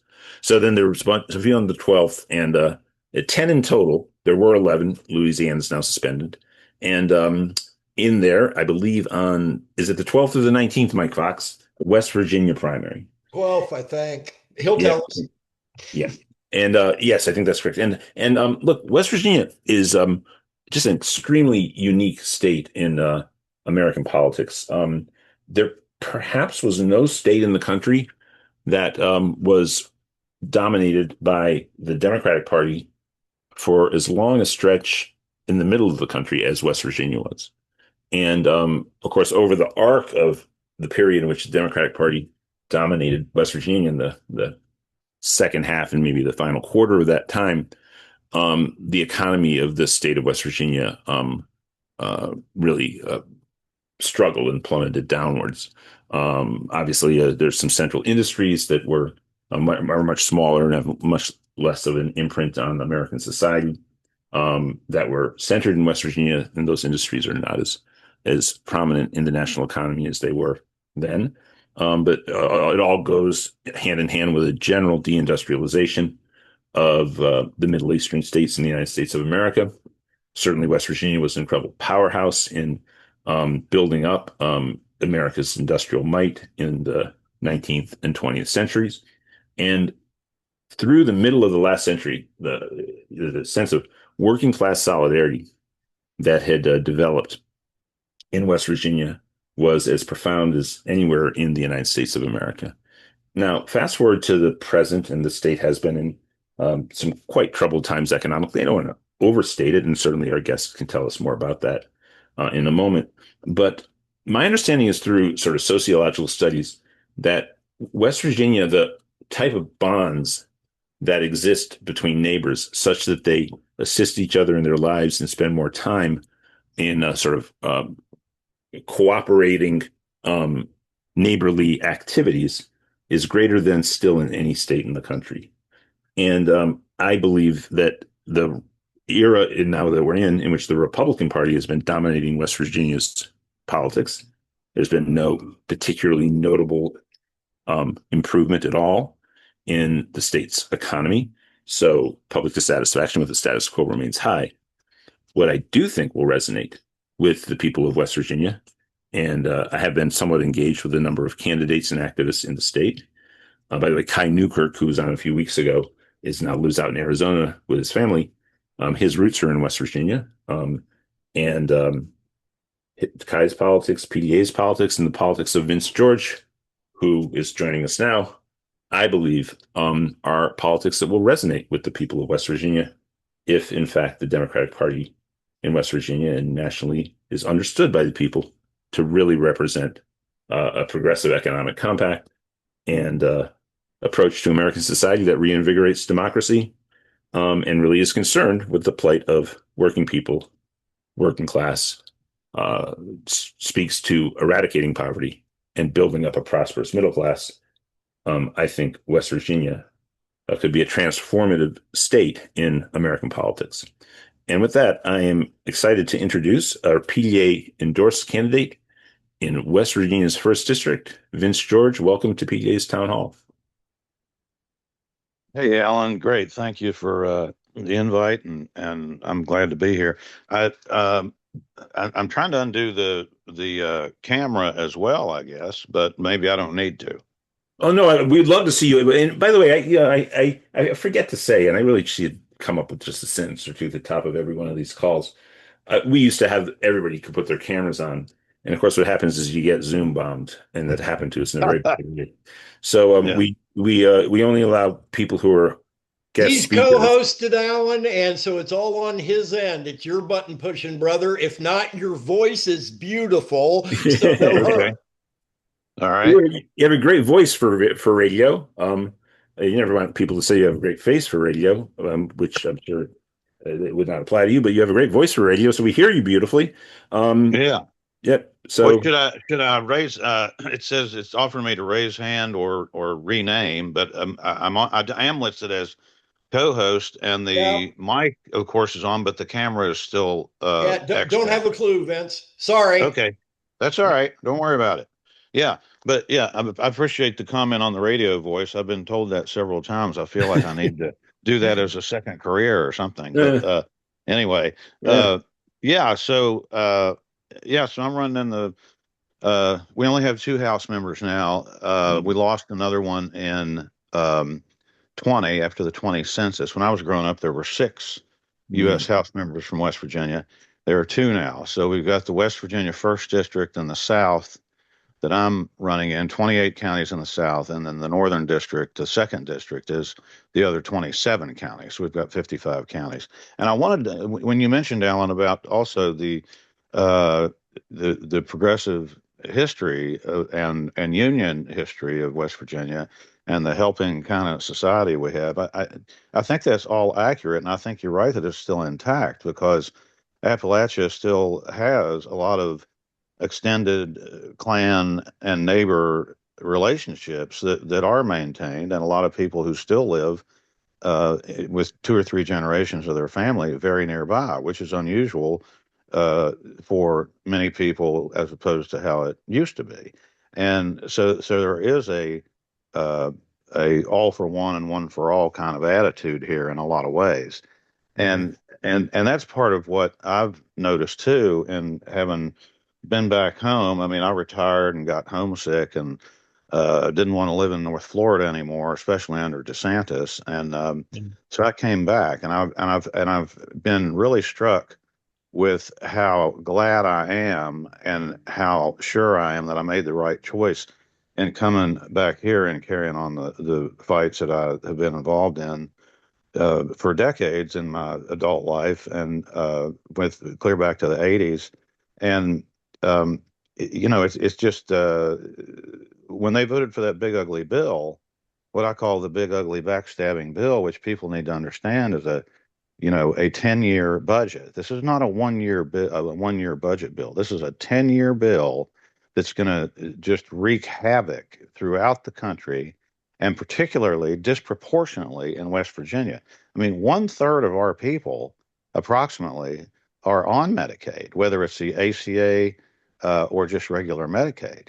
And the big mistake, I think, that two big mistakes I think that Republicans have made, and why what I'm hearing from people who know a lot more about me about it on the ground here in recent years, is that if I win the Democrat nomination, which I believe I have a better than even chance of doing, mhm. then it's this race against Carol Miller, because she's a presumptive nominee in the GOP primary. She does have one opponent, Larry Jackson. But anyway, assuming it's me and Carol Miller, people were saying this is a 50-50 race. I mean, there is a built-in anti Carol Miller incumbency, not just anti incumbency, anti Carol Miller incumbency. She's been there 8 years, and people come up to me and say, oh yeah, because I don't know a stranger. I'm on the street every day talking to people. Just walk up and say, hey, I want to introduce myself.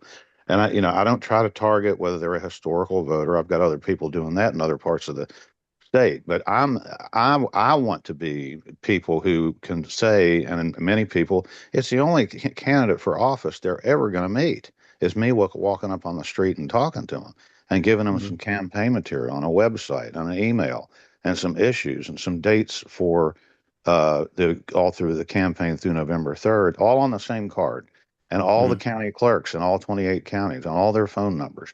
Here's how, here, you call them.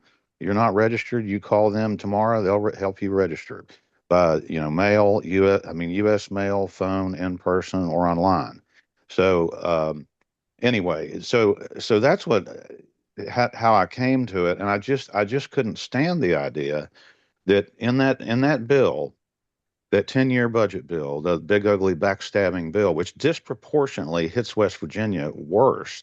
Carol Miller voted not only to damage the SNAP program, but she voted within that for $6 a day taken from West Virginia school children, while when she's in session, she gets $79 a day.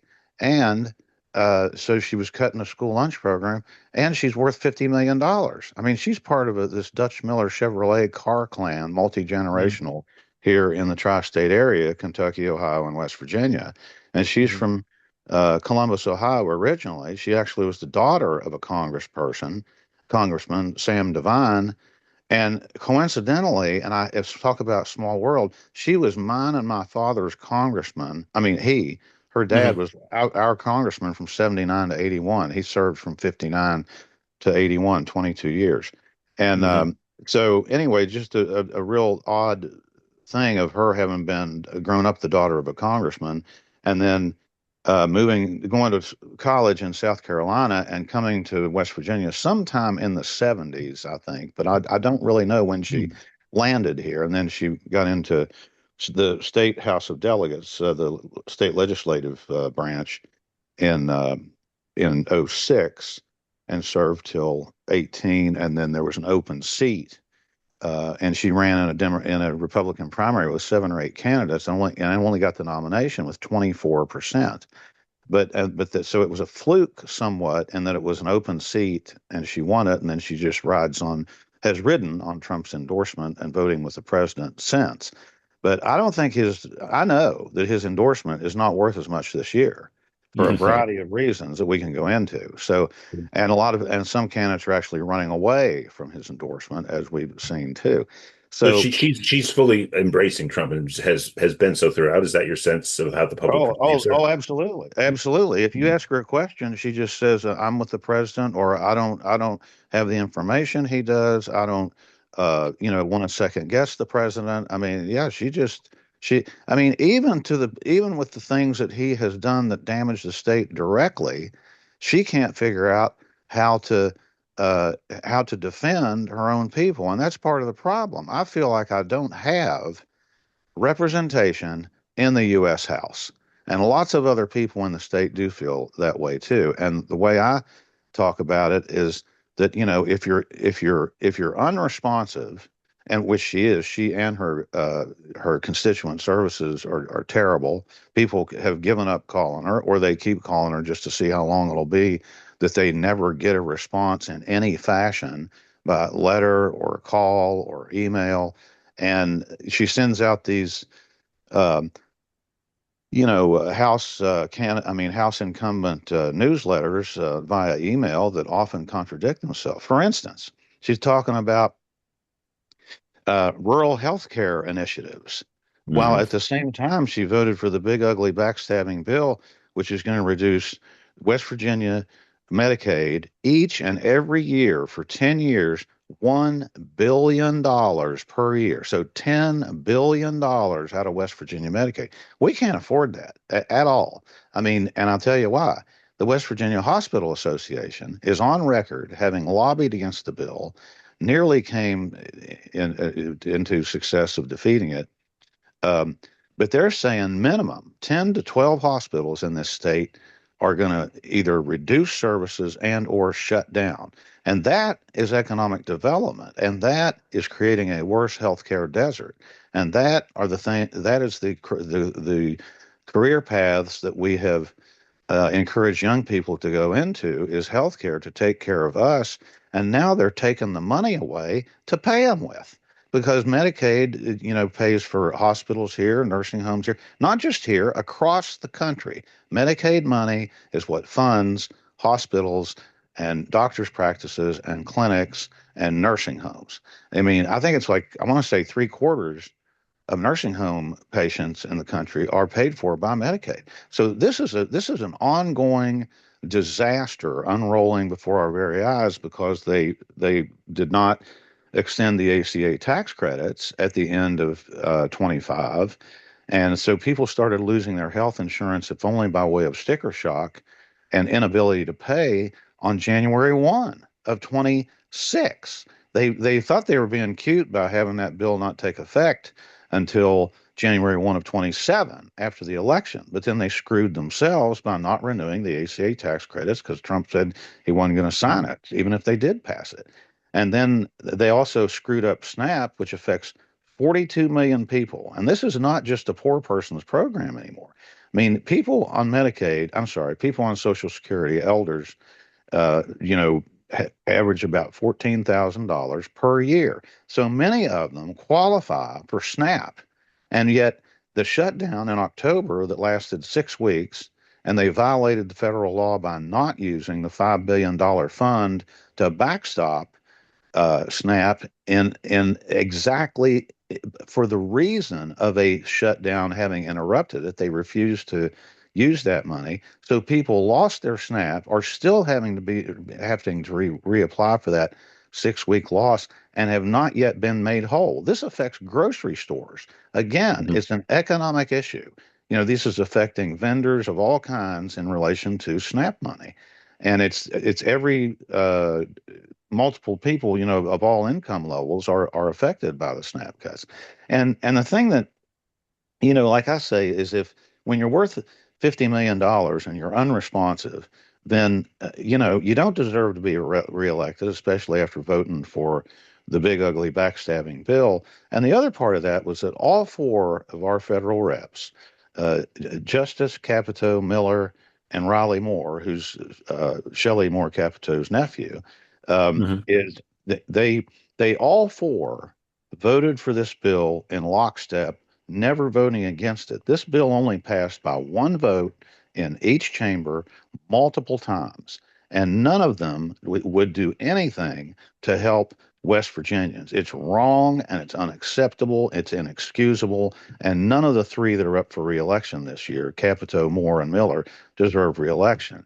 And like I say, if you are unresponsive, as Carol Miller is, and wealthy to the tune of $50 million, get out of the way and let somebody else do the job. You know, this is not just to be uh, sitting and hanging out, you know, and killing time in D.C. This is like these are life and death issues. They're talking about 50,000 people that the CBO has verified, Congress's legislative arm that they depend on in developing and pursuing bills, are saying 50,000 people per year in this country will die from the Medicaid cuts and other cuts of services that are needed to sustain and maintain people's lives. It's just completely unacceptable. So I'm here. What I say is Carol Miller robbed the bank.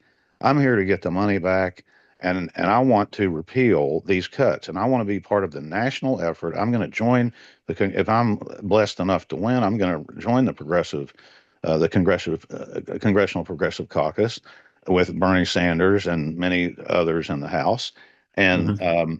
I want to be part of recovering the money, getting the money back, repealing these tax cuts. Why did they do it? My dad said it's the oldest game in the book, and he grew up in Huntington, West Virginia, and he and my mother both did, and they were both active in Democratic Party politics for Mhm. generations, along with my FDR grandmothers. And Mhm. you know, but you know, follow the money. It's a kickback scheme. They gave tax cuts to millionaires and billionaires, and then with a wink, then those donors, the millionaires and billionaires, give contributions to these ever more expensive campaigns to the current office holders who voted for such tax cuts for their donors.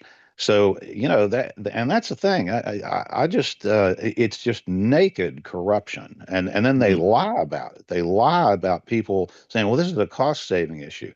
The CBO again did a study, and they caught Johnson lying about it and had him on television. You can see the clip. He said talking about double digit numbers of fraud in the Medicaid program.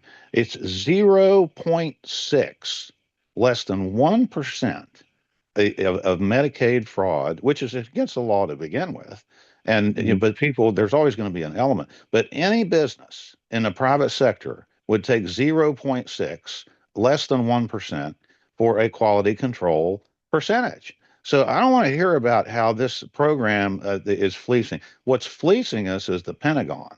And I want to end forever wars. Lebanon, Gaza, and Iran right now are costing us over $2 billion a day. $2 billion a day. The ACA tax credits total bill on the high end was 30 billion. So that's 15 days out of the since February 28 that we would have already paid for that. They just lit the money on fire with an illegal, unconstitutional war. And just as a personal aside, I have a real personal interest in the one in Lebanon. I mean, I have cousins in who I visited in South Lebanon. My dad's people were originally from Kafir and Hasbaya in southern Lebanon, and they've had to flee their homes. And I don't know how many, if any, have been killed from this. Again, these Zionist hoodlums who have been bombing people and leading us around into three different war fronts right now in the Middle East. I want America First to be about taking care of Americans at home first. That's what I want. I mean, and then you were talking about, uh, the Mountaineers, and our state slogan is Mountaineers are always free. And what I'm telling people is this year, Mountaineers are free to choose somebody else. And that's what I'm promoting. And I'm, grew up here. I live here in the town I grew up in. I'm retired here and came back purposely because you can't make old friends. You can make friends anywhere, but you can't make old friends. There are people here I've known since Right. I was 5 or 6 years old. And and that's the thing. I think it's just wholly unacceptable. And what I call it is the big ugly backstabbing bill and other legislation. Besides that, they also voted to cut. Carol Miller voted for this too, to cut $23 billion out of the VA in March of 25. That's a no-go in a state like this. We have the highest veteran service rate of any state in the country on a per capita basis. And my family alone has been World War II, Korea, Vietnam, Afghanistan, Kosovo, Egypt, and with my brother and my uncles and my dad. And all of them are past now, but they would all be jumping up and down screaming about this current uh, Right. administration. So that's, where I'm coming at from it. And I think, I know I'm doing the right thing. I know I'm telling the truth to people, and I'm okay with them deciding, well, I don't want to go with him. He's too much of a, left winger, whatever that may be. The other thing to keep in mind, two things. And Bernie Sanders, excuse me, Bernie Sanders ran against Hillary Clinton here in the Democrat primary in 2016. Mhm. And he won all 55 counties in the Democratic primary campaign. Right. Hillary Clinton didn't win one county. So there is an economic populism streak here and a union solidarity streak here that's still alive and well. And it's not that long ago that the majority here in the state legislature turned. That was in Mhm. 14, I believe. Right. And Right. the other thing, so this is still very much a fluid situation in terms of these guys having been in power and not improving people's lives. In fact, the quality of life here has gone down in the last 12 years because of these horrifying Trump mini-me's in the West Virginia legislature and the governor, Patrick Morrisey, who I call the governor from New Jersey. He's one of 6 governors that sent troops to Washington on that stupid call out that was Right. deadly. I mean, two people, one woman here, young woman, was killed, and another guy has permanent injuries, for the rest of his life. They should never have been there. They should never be. We had floods in this state, in the southern part of the state, north central part of the state, and northern panhandle Right. of the state that had not been addressed. And Morrissey Right. sent people out of state instead of still addressing what was going on here. And he's got blood on his hands too. So, and the other thing I wanted to mention quickly was in Mhm. November 24 that West Virginia voted for Trump 70-30, and that was the headline from the MSM, and everybody's saying, West Virginia's hopeless or red, it'll never be back again in the blue column. That's not true. And I'll tell you why. So that 70% that Trump got was 30% of eligible voters. So we're not a 70-30 state or a 30-70 state. And that was about the same percentage. In fact, we voted for Trump at a lesser rate than the national average. It was about 34% of people that voted of eligible voters across the country. So we actually voted for Trump at a lesser rate, which I found very encouraging and very intriguing. And now you've got people who sat out the November 24 election, knowing West Virginia was going to go red, and that's some history to that too, with the second terms, or in this case, his second term after one out. But that they're now registering in droves, and people who, as we know, don't vote as much in off-year elections are now wanting to vote in this one because of the way they've been personally damaged, and their families, with taking away food and health care. And it doesn't get any more fundamental than that. And I believe West Virginians are going to defend themselves. I'm not saying I'm going to win the race. I'm saying that I can, and I'm saying that the 26 vote totals will be higher than the 22 off-year vote totals. I don't think they'll exceed the 24 presidential and gubernatorial, but they'll be surprisingly close, I think. And so Yeah. I mean, it's a great mix. It's a great fight to be in. I know I'd do it I am doing it for free now, but it's just like oxygen to me, because I'm giving people power and I'm telling them how they can help themselves with their vote. And like I say, nobody wins an election except 1+1+1+1. And I just got to win by one in both cases, primary and general. Are there any third candidate? Are you anticipating in November that there'll be any independent candidates running, or? Yes. Uh, Yes, there is a person who at least has filed his intention to do so. His name is Isaiah Rucker. I don't mhm, know anything about him other than mhm. there's been some video, and I don't know if it's video or photos of him with Trump flags, which is great if he's a Right. Trumper, because of course he'll take from Carol Miller. And so I hope he does get on the ballot. I don't know how many signatures he has to get, but if he's serious at all about it, the threshold for signatures here to be an independent candidate in the general election is not forbidding. So I think we very well could see a three-way race Yeah, again, and which we I'm actually also had in 24.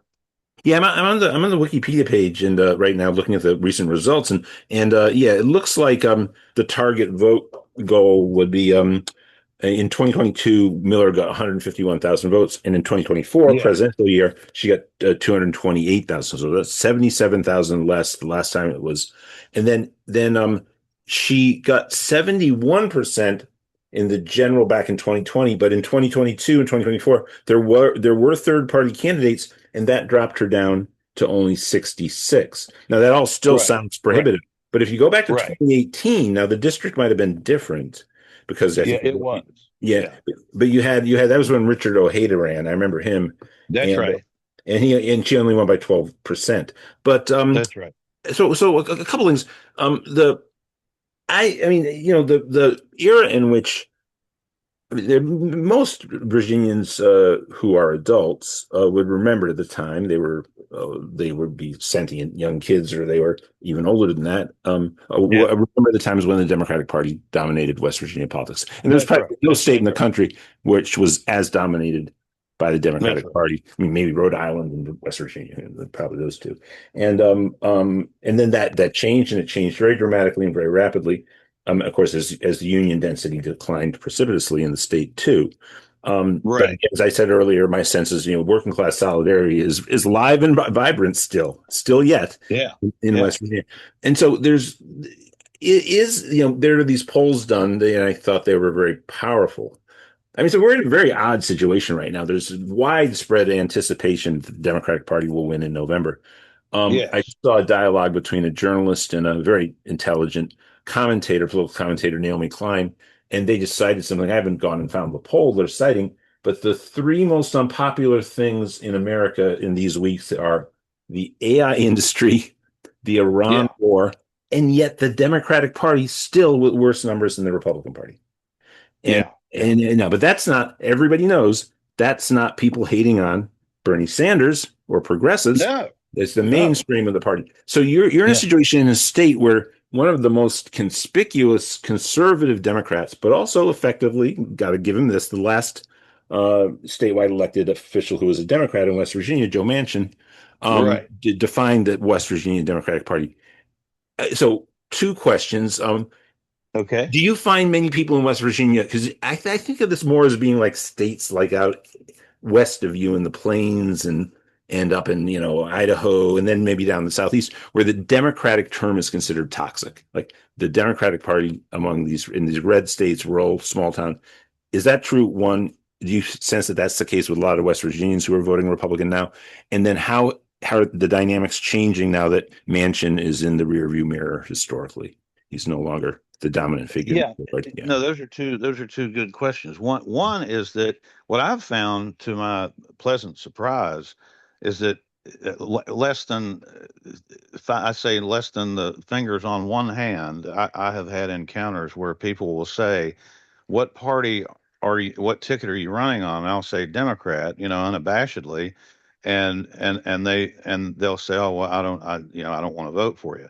But many, many, many, many, many others, the great massive majority of people will say, great, I'm voting Democrat this time. Great.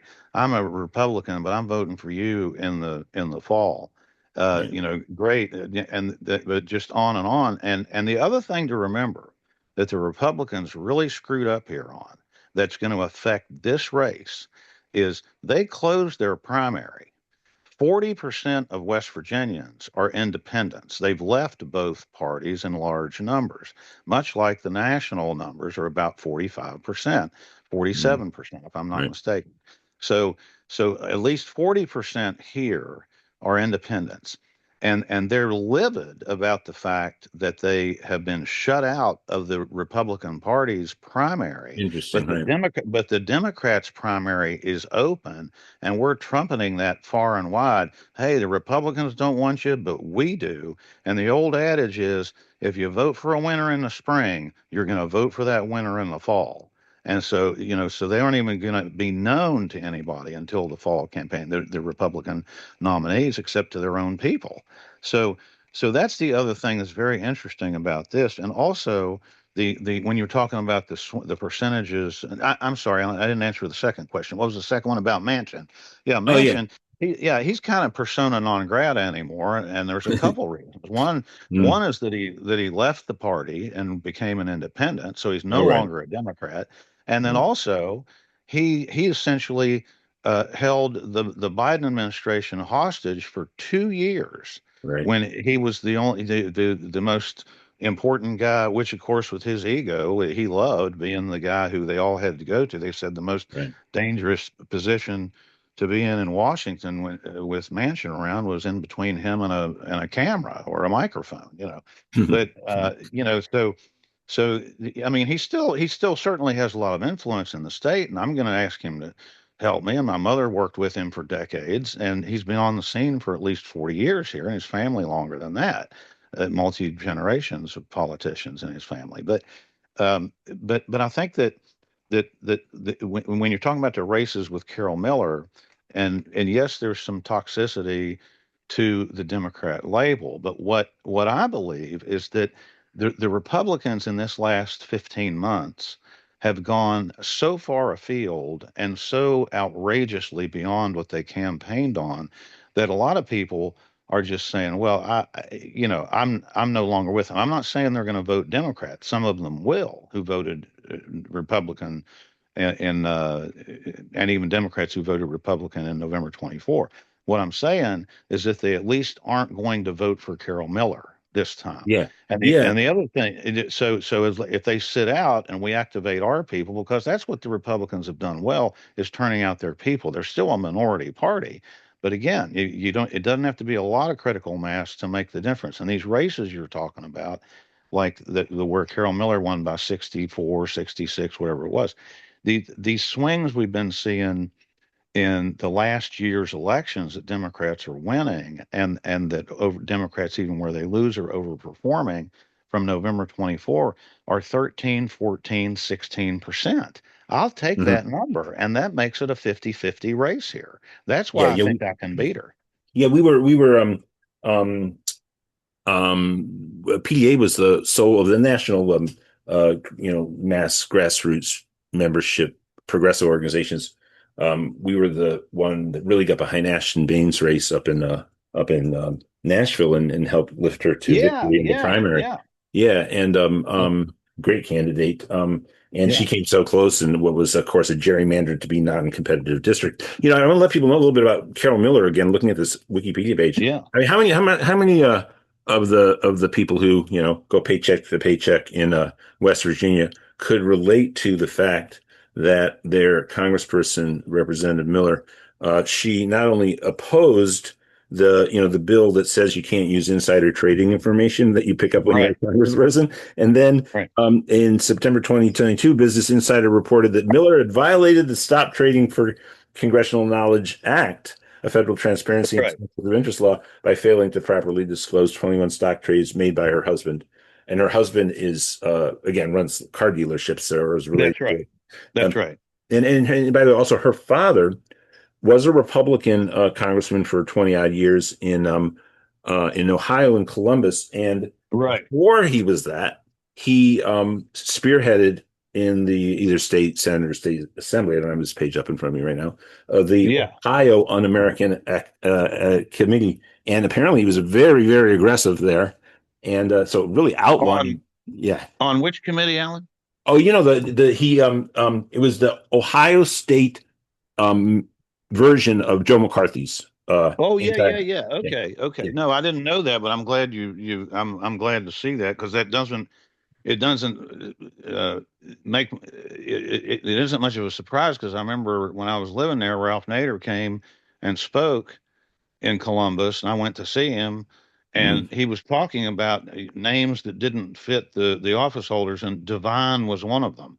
He said Mhm. he's not divine, and it was giving a variety of reasons. But anyway, Well, so so she comes from a anyway, really, really staunchly yeah, conservative, and then yeah, through her marriage, very wealthy that's um, right. figure, and so that shouldn't jibe with the people of West Virginia. So, boy, No, no, yeah. and well, and that's the thing I was going to mention also, which I've found really fascinating, is that, and I didn't make this up. I have people come up to me, and like I say, I don't know a stranger. I talk to anybody. I love engaging people in conversation. It's just that's my thing. I mean, it brightens my day. I don't want to be in one of these siloed, phone people that never look up. I mean, and so I'm talking to people and love talking issues with them, and often and what I always say is we've got more in common, if only economically as well as morally and spiritually, because I see this bill and the way they've gone too far as Mhm. a moral and economic attack on the population. They knew what they were doing. They knew, and they still did it. And that's why they're disqualified in many people's minds, and why that people will say to me, "Well, I don't know you from Adam." First time I meet them, I don't know you from Adam, but I'm going to vote for you because you're running against Carol Miller. I'm part of the ABC crowd. Anybody but Carol. This is what they say to me. Oh. Anybody but Carol. And that's why I'm saying she's vulnerable. Even the state GOP did not want her. I'm hearing from the state GOP and county chairs, they did not want her to run again because they're concerned that she's vulnerable. But she has enough money to say, I don't care. I'm going to run anyway. She's trying to keep the seat warm for her son, Chris Miller, who ran for governor on the GOP ticket in 24, got 20%, spent $9 million, and he's running for state senate now. If he wins that seat and Carol wins this fall, which of course I hope she doesn't, but if she does, I predict that she will retire before 28, and her son, if he wins that state senate seat, will run for her seat. She's keeping the seat warm for him, is what she's hoping, and Well, and that so it's another nepotism issue too, as far as no more Moors is what a lot of people are saying here now, and yet Miller's trying to start another one. Well, look, the only way that in the final 2 years of Trump's, hopefully the final 2 years of Donald Trump's presidency, Right, right. and we have honest elections, and in the again, this paradoxical situation with the Democratic Party is very unpopular in national polls, but Yeah, expected to sweep the House elections if they're fair elections, even that's with right. the Supreme Court ruling from this week and change of a few That's right. seats.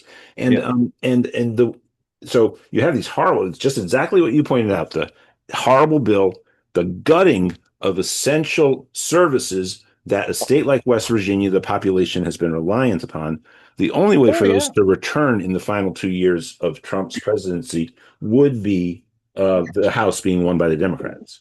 And that's right. That's right. and people have to Well, see that. That's just clear as day. Do I think Trump would go against all of his policies economically? Probably not. But Trump's erratic, and he claimed to be a populist in his economics. He's completely betrayed it in both of his terms. But right, at least right. that would be presented as an option with the Democrats controlling the House. Yeah. And Well, and the other thing about it too is that talking about the Ohio, and by the way, the West Virginia primary is May 12th. That is yeah, correct, May yeah. 12th. Mhm.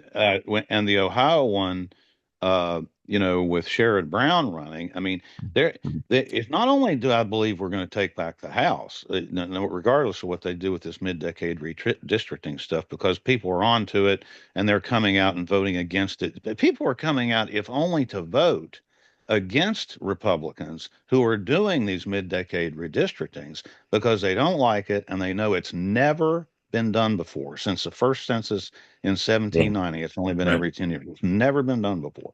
So I think too that the Senate is in play, and James Carville has predicted it's going to be 55-45. I hope he's right, but he's Well, saying there are 8 seats in play. We yeah. only need 4. We hold our own seats, pick up 4, we take back the Senate, and we get the judicial confirmations too. And like you say, we And can we then block and we repeal the block tax cut. and Sir? we block we have to after the ruling this past week. We Oh really have to win yeah, the Senate yeah. because you're gonna get That'll you get Thomas and Alito replaced by 33-year-old far right. oh yeah, That's what will happen. What they'll pursue. yeah, So we got to win. yeah. Well, That I Victor. agree. Yeah, and so well, it's been great talking with you, and Yeah, sorry yeah. about your camera not working. But That's all right. so you're confident that you're the in pole position for the primary, but everybody PDA, let's well, I'm going to hand this over to Mike Fox in a moment for what we call Well, family well, what I time. would say, yeah, and what I would say about that, Alan, I'm glad you said that. I'm not, even though I feel confident about my position because I'm running from the largest population county in the state, and my only opponent is from one of the coalfield counties, Logan County, and so I've got a numerical advantage, but I am not taking the pedal off the metal until Good. 7:30 on May 12th when the Oh, polls close, and I would tell everybody the same thing in terms of that regard. Don't assume I'm going to be the nominee because I'm running from Kanawha and they're running from Logan. And Kanawha also has the capital city, Charleston. But I'm from South Charleston. And the other thing that's interesting about this too is that there's a long time rivalry between Huntington and Charleston as the 2 premier cities. She's from Huntington. So right now, Charleston, the state capital, essentially has no representation only because she's from Huntington and there's a competition there anyway, but the fact that she's unresponsive and not doing her job. And the other thing you mentioned about the 3 about the on the Wikipedia page, I don't know, a lot of people are really adamantly against her too because her family, the car dealer family, she was one of 13 House members, only House members, no senators, 13 U.S. House members that applied for this PPP money during COVID, right. personal Yeah. uh, protection money. I'm sorry, payroll protection plan money. Right. And she and her family got $3 million tax free, not even a payback on a no interest loan. And then she voted to suppress the publication of that. And then the executive branch said, well, no, this is a public program, it's taxpayer money. We can't, not have you listed as one of the recipients. And so 11 of the 13 got less than $1 million. She got minimum 3.1. I've heard as high as 3.7 million. And when one guy out of Kentucky got 4.3, and I don't know anything about his business. His may have been perfectly legit. What I want to know is that the money that Carol Miller's family got wasn't then routed to her son Chris Miller's gubernatorial campaign in 24, which has been rumored as well. I'm not saying that happened. I'm saying that's what people are wanting to know. And I want to know if the I's were dotted and the T's were crossed on that program and how that money was received and used and spent. Well, also, by the way, we do good work here at PDA in supporting the um, Epstein victims and calling for justice in that case. I can only imagine she's done nothing on it. I mean, her only committee seems to be Ways and Means, and then two subcommittees there. So, well, and that's the other, and I'm glad you said that too. That's the other thing. So we have her sitting on the Ways and Means Committee, Carol Miller. Shelley Moore Capito sits on the Appropriations Committee. Two of the most important, money committees, sure. money committees and very sought after seats.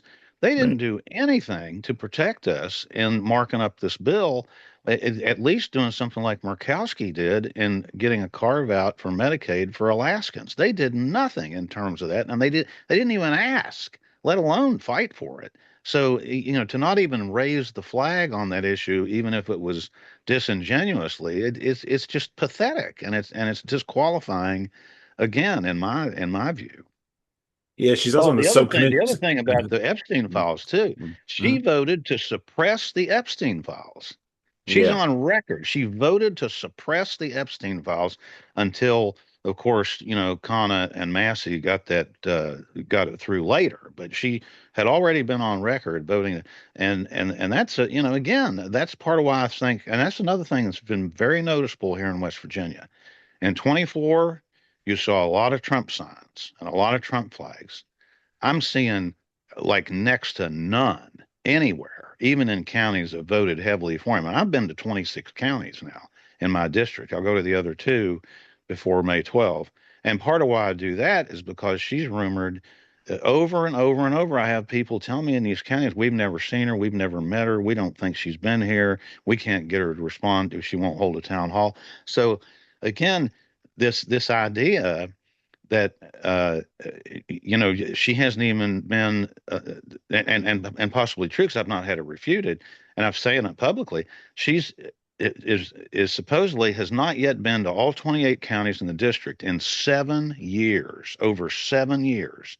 And that's just that hell, she ought to resign. And the other thing on the tax cuts that they voted for the big ugly bill, again, I'd like to know how much did Carol Miller's family Oh boy. Yeah. benefit from that bill, and Right. shouldn't she have recused herself? I believe she should have. Well, she's get this, man. She's so committee of Ways and Means Committee, only committee assignment, Yeah. and she's subcommittee on trade. And now I know, okay, if it was a more heavily agricultural state, that would just be the Hmm. population go after for that hardcore.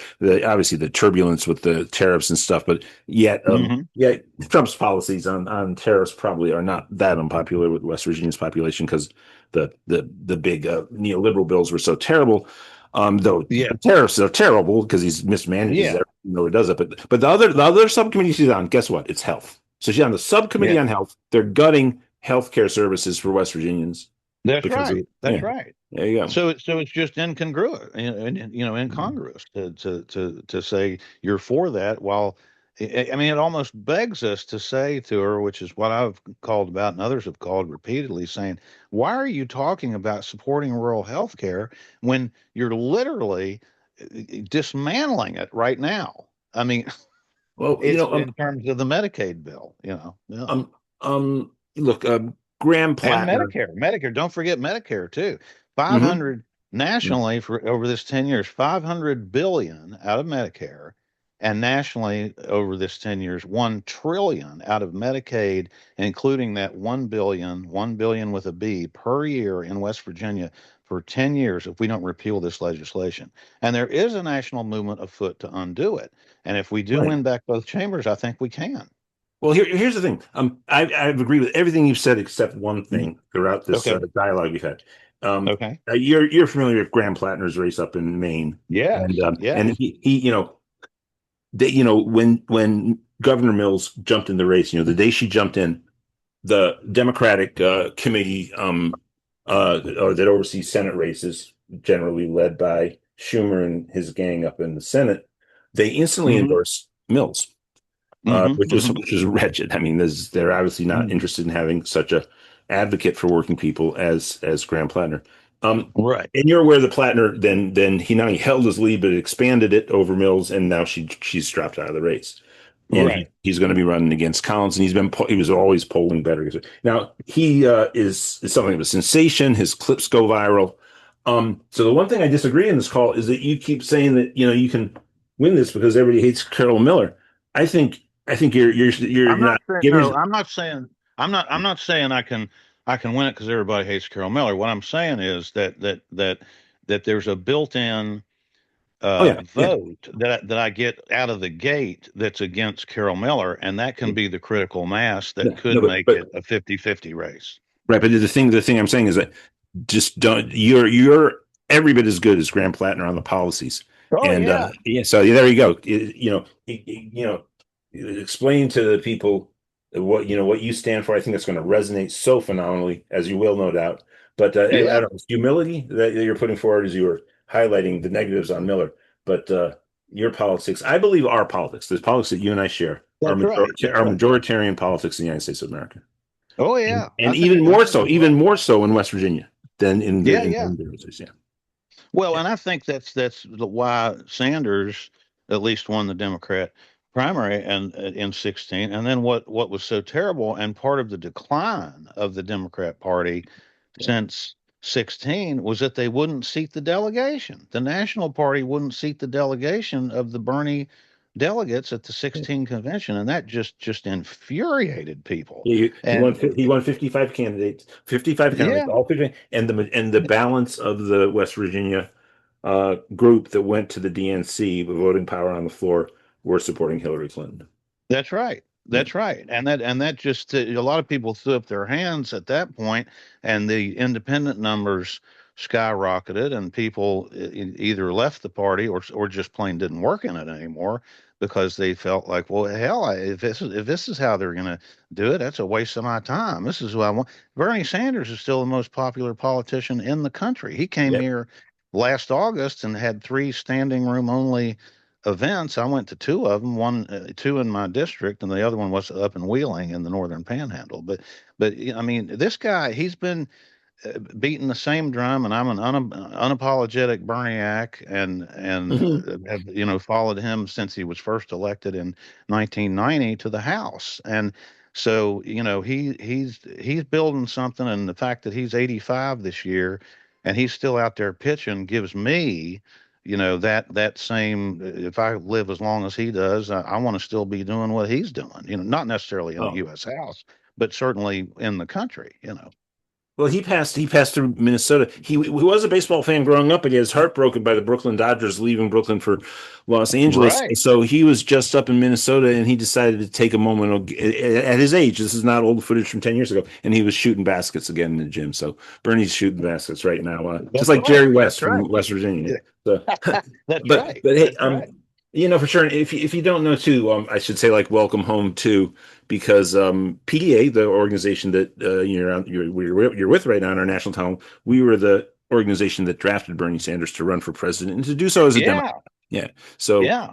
yeah, let's keep building on what. And I mean, the people, the geniuses, and they were our geniuses, Steve Cobble and Tim Carpenter, executive director And at I the actually time. knew Tim Carpenter back in the day. Yeah, it Yeah, went back of 20 years ago or over 20 years ago. I think they would have both admitted Tim died unfortunately before the campaign took Right. off, but that Right. they wouldn't have anticipated such success that Bernie had. But very Yeah. quickly, of course, then they would have fought the tooth and nail to get him to win, as we did at Yeah. PDA. But yeah, and look, we're always about building on from where it is, and I think look, it's very real that we have majoritarian policy positions for the American public. We also have Yeah. 1/1 millionth amount of money that Right. our real hardcore opponents in the society have right now because of Yeah. concentration of Yeah. wealth. But man, it's great to talk with you, Vince George, and we should wrap because we got to go to family time and Mike Fox Uh, takes over. But all we're right. we're gonna everybody out there right now. Let's get on the phone for Vince between now and May 12th. That means contacting Mike Fox, volunteering for PDA support for Vince's campaign. Of course, you can always contact Vince's campaign directly. I believe Yeah. they're Vince George for Congress.com, not the letter, but FOR, VinceGeorge4Congress.com. great. And also, I'm sure in the chat, I haven't looked at it recently because I've been on these Wikipedia pages.